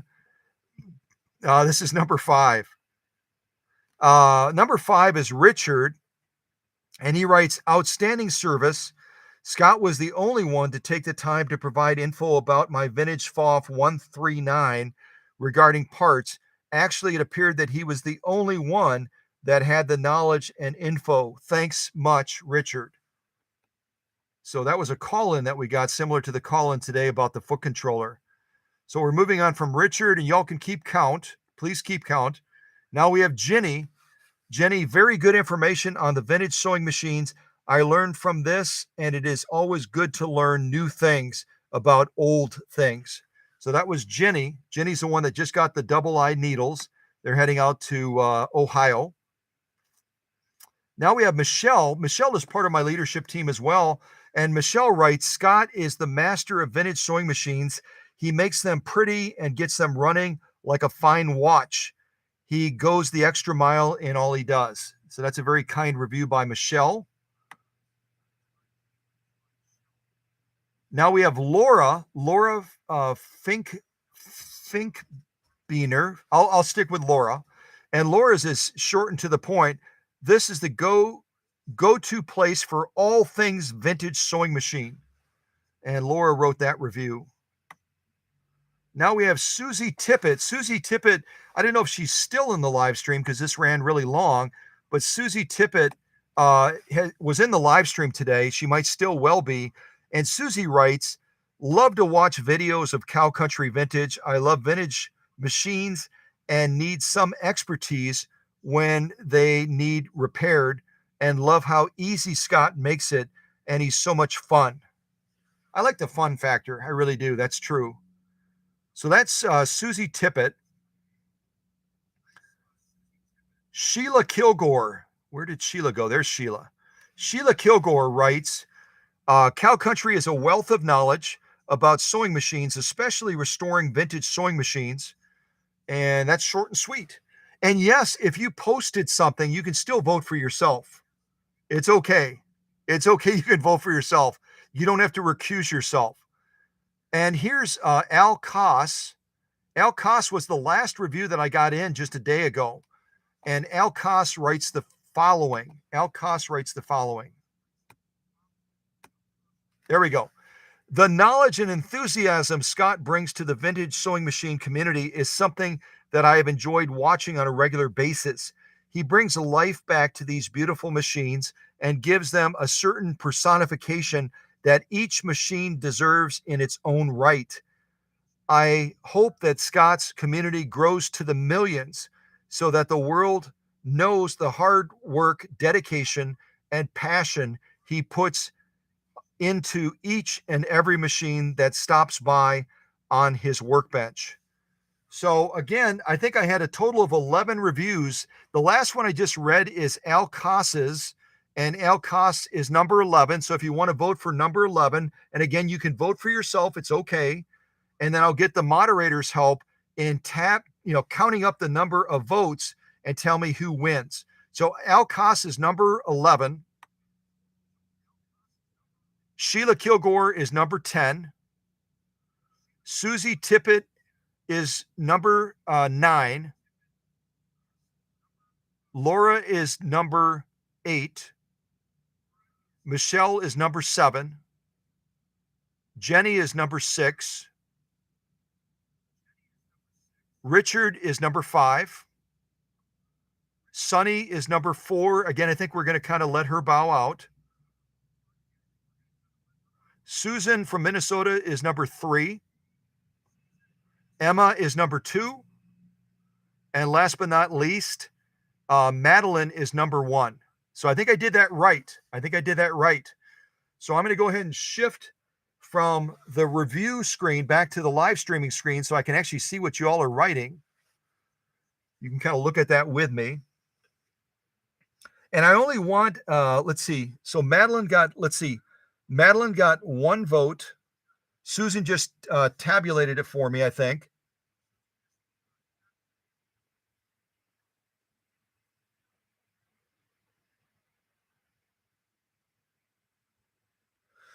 Okay, and I'm trying to read. We got a number of summaries from people. Kathy King gave us a summary as well. Number 1, we got a number of votes that are coming in.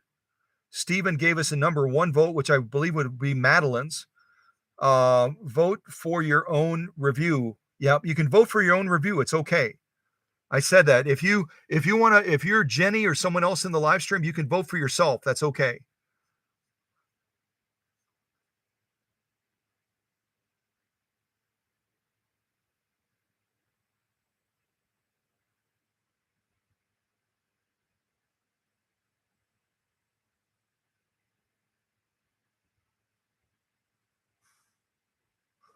I'm going to turn my little speaker down real quick. Getting a little bit of feedback from that. So if one of the moderators, or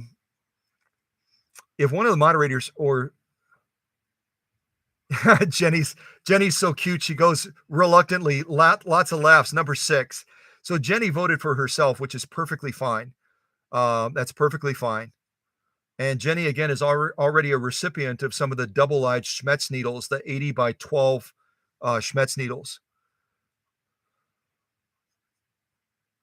So between Emma and Susie, would you ladies look at the votes that have been cast? Again, you've got to be here to cast a vote. So if you're not in the live stream, if you don't step out of the shadows to cast a vote, then that individual doesn't receive the recognition that you feel they deserve. So I'm going to have Susie and Emma collaborate and then fact check each other to make sure that we get it right. And whoever in the live chat right now has gotten the most votes, I'm going to award those scissors to them. And I think, yeah, I think there, some people are thoughtfully saying, why don't we give scissors to Sunny's family in her honor? I can tell you, knowing that family pretty well and knowing Craig pretty well, that there's not a lot of solace in that family. There's not a lot of people that would benefit from the scissors being sent out to them. We've already honored Sunny and honored Craig and honored the rest of the family with a beautiful bouquet of flowers that I showed you near the beginning of the live stream that we sent out there to Pennsylvania to honor her, especially today as they're having that final service before burial, with that beautiful bouquet of flowers that was sent from the Cow Country family.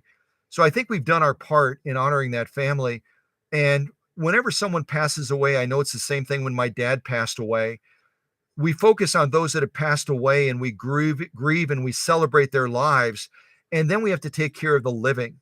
We have to take care of those that are left behind.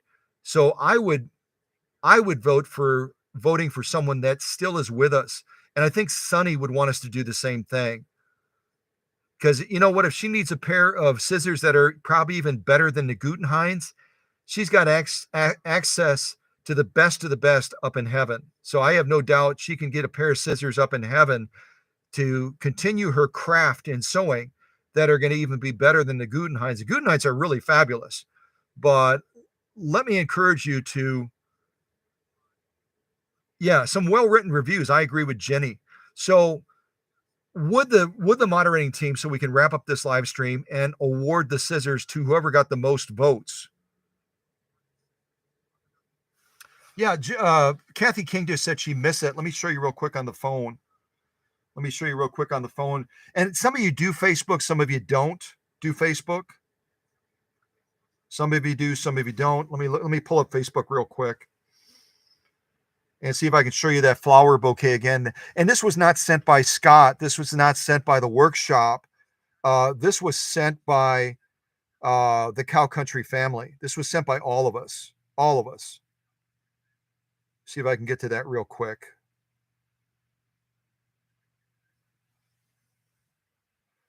Yep, here it is. Here it is. So this is the post. This is the post on Cow Country that I shared.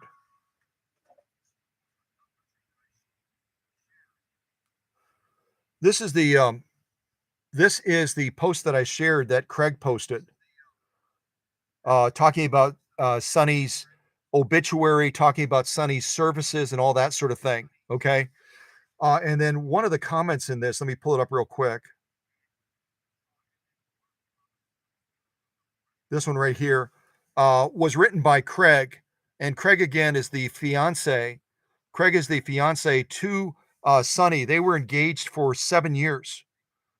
So Craig Edwards is Sonny's fiance, and his betrothed, Sonny, passed away. And Craig writes, thank you everyone so much. The flowers are beautiful and greatly appreciated. She really enjoyed her sewing family and sharing and learning new things. Sharing and learning new things. And then I'll expand the shot so you can see the flowers that all of us sent, which, I sent it as the florist, let the florist pick the bouquet. You know what I mean? You can choose florist design. In other words, the florist will do what they want to do. That's what I did. And I think they did a brilliant job, don't you?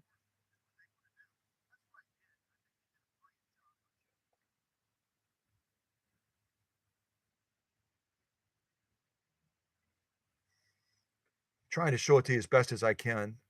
And if you want to see it better, you can go to Facebook.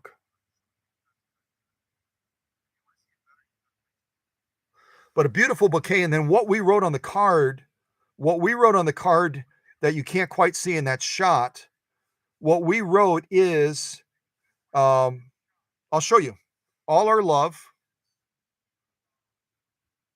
love, celebrating the wondrous life of Sonny, always bringing joy to the Cow Country sewing family and lighting up the room with her smile. From Cow Country Vintage Sewing Family.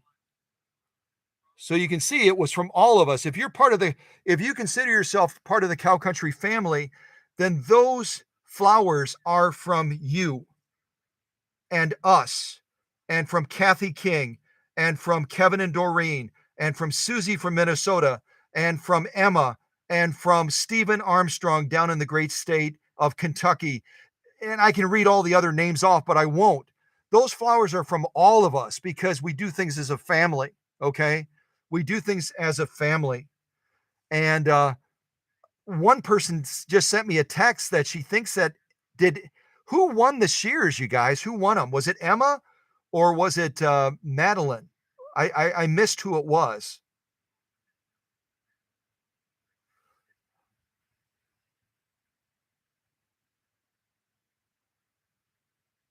Was it from who won the shears? What did the moderators say, you guys?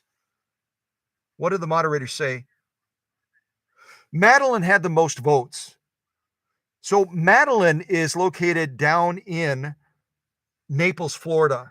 And I will confess to you something. Let me confess something because families have honesty, right? Oops, I almost killed my phone. Families have honesty. Madeline is very humble down in Naples, Florida. And Madeline sent me a note via text just seconds ago. And she said, give them to somebody else. Well, I say, as they say in the series of MASH, and it was Colonel Potter. You guys remember Colonel Potter? Colonel Potter from the series MASH? He was just a down-home boy and said it the way it was. He could have been a cow country boy very easily. And Colonel Potter said horse hockey when he disagreed with something. He would oftentimes say horse hockey. And that was his polite way of saying bull cookies or something like that. So I am going to send the shears to Madeline down in Naples, Florida, whether she likes it or not. I'm going to send Madeline the sewing shears because she got the most number of votes. And just know that there's another pair waiting for the next people that write reviews. Now, here's a way that you can get into this a second time, a second try. If you've already written a review, if you didn't know it, Google allows you to revise your review, to add something else to it, to say it in a different way, to add more content if it was a little bit too concise. I hope you don't change the rating of 5 stars, because right now we have all 5 stars, and I hope that Cow Country and myself are deserving of that. But you can always review your review, revise your review, revise and review your review. I feel like I'm talking in some sort of gibberish right now. You can always revise and review your review and change it and repost it. And it's like it's a brand new review. It'll even show a new date of when you wrote it. So if you want to write a review for the first time, go for it. If you want to revise your review and repost it, I will consider it like a brand new review. It's going to be a brand new review. So the next time we go through the reviews, obviously Madeline will be excluded because she already won a pair of the scissors. And then the others will be considered again and will vote again on a second pair of scissors. So Madeline gets this pair. There they are. They're somewhere there. Madeline gets this pair. But this other pair over here, you got a chance to win it. Even if you already wrote a review, go in and review your review, revise your review, repost it. And when we go through our next reading of the reviews, we're going to skip by Madeline. We're going to skip by our dear friend Sunny, because she's got the best scissors that you could possibly get in heaven. I will argue that decidedly. And you can have a chance to win the other pair of Gutenheim scissors. Kathy's got to step away. Totally get it. So I'm going to wrap up this live stream now. God bless all of you. Thank you for keeping Sunny's family in thought and prayer. Thank you so much for doing that. Thank you for being a part of the Cow Country family and for contributing by your love and by your prayers to lift this family up as they grieve Sunny today. Okay? So keep up the great work, all of you, as you contribute to this family. Remember, again, it's not about Scott. It's not about Scott. It's about our family. And when we come together like this, we contribute as a family. We contribute our knowledge independently. We contribute our knowledge. Some of us are teachers sometimes. Some of us always are students. So watch for that next live stream where you'll have a chance to win some double-eye needles like Jenny, and you'll have a chance to go after that other pair of Gutenheim professional tailoring scissors. Boy, that's a mouthful. And thank you to the moderators for being there for the family and making everyone feel welcome and kind of keeping an eye on things.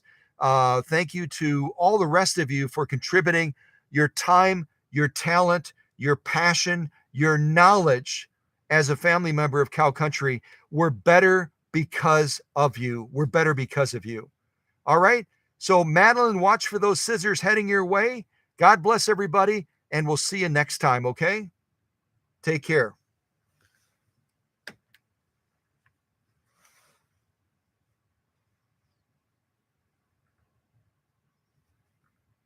I'll do our quick countdown real quick.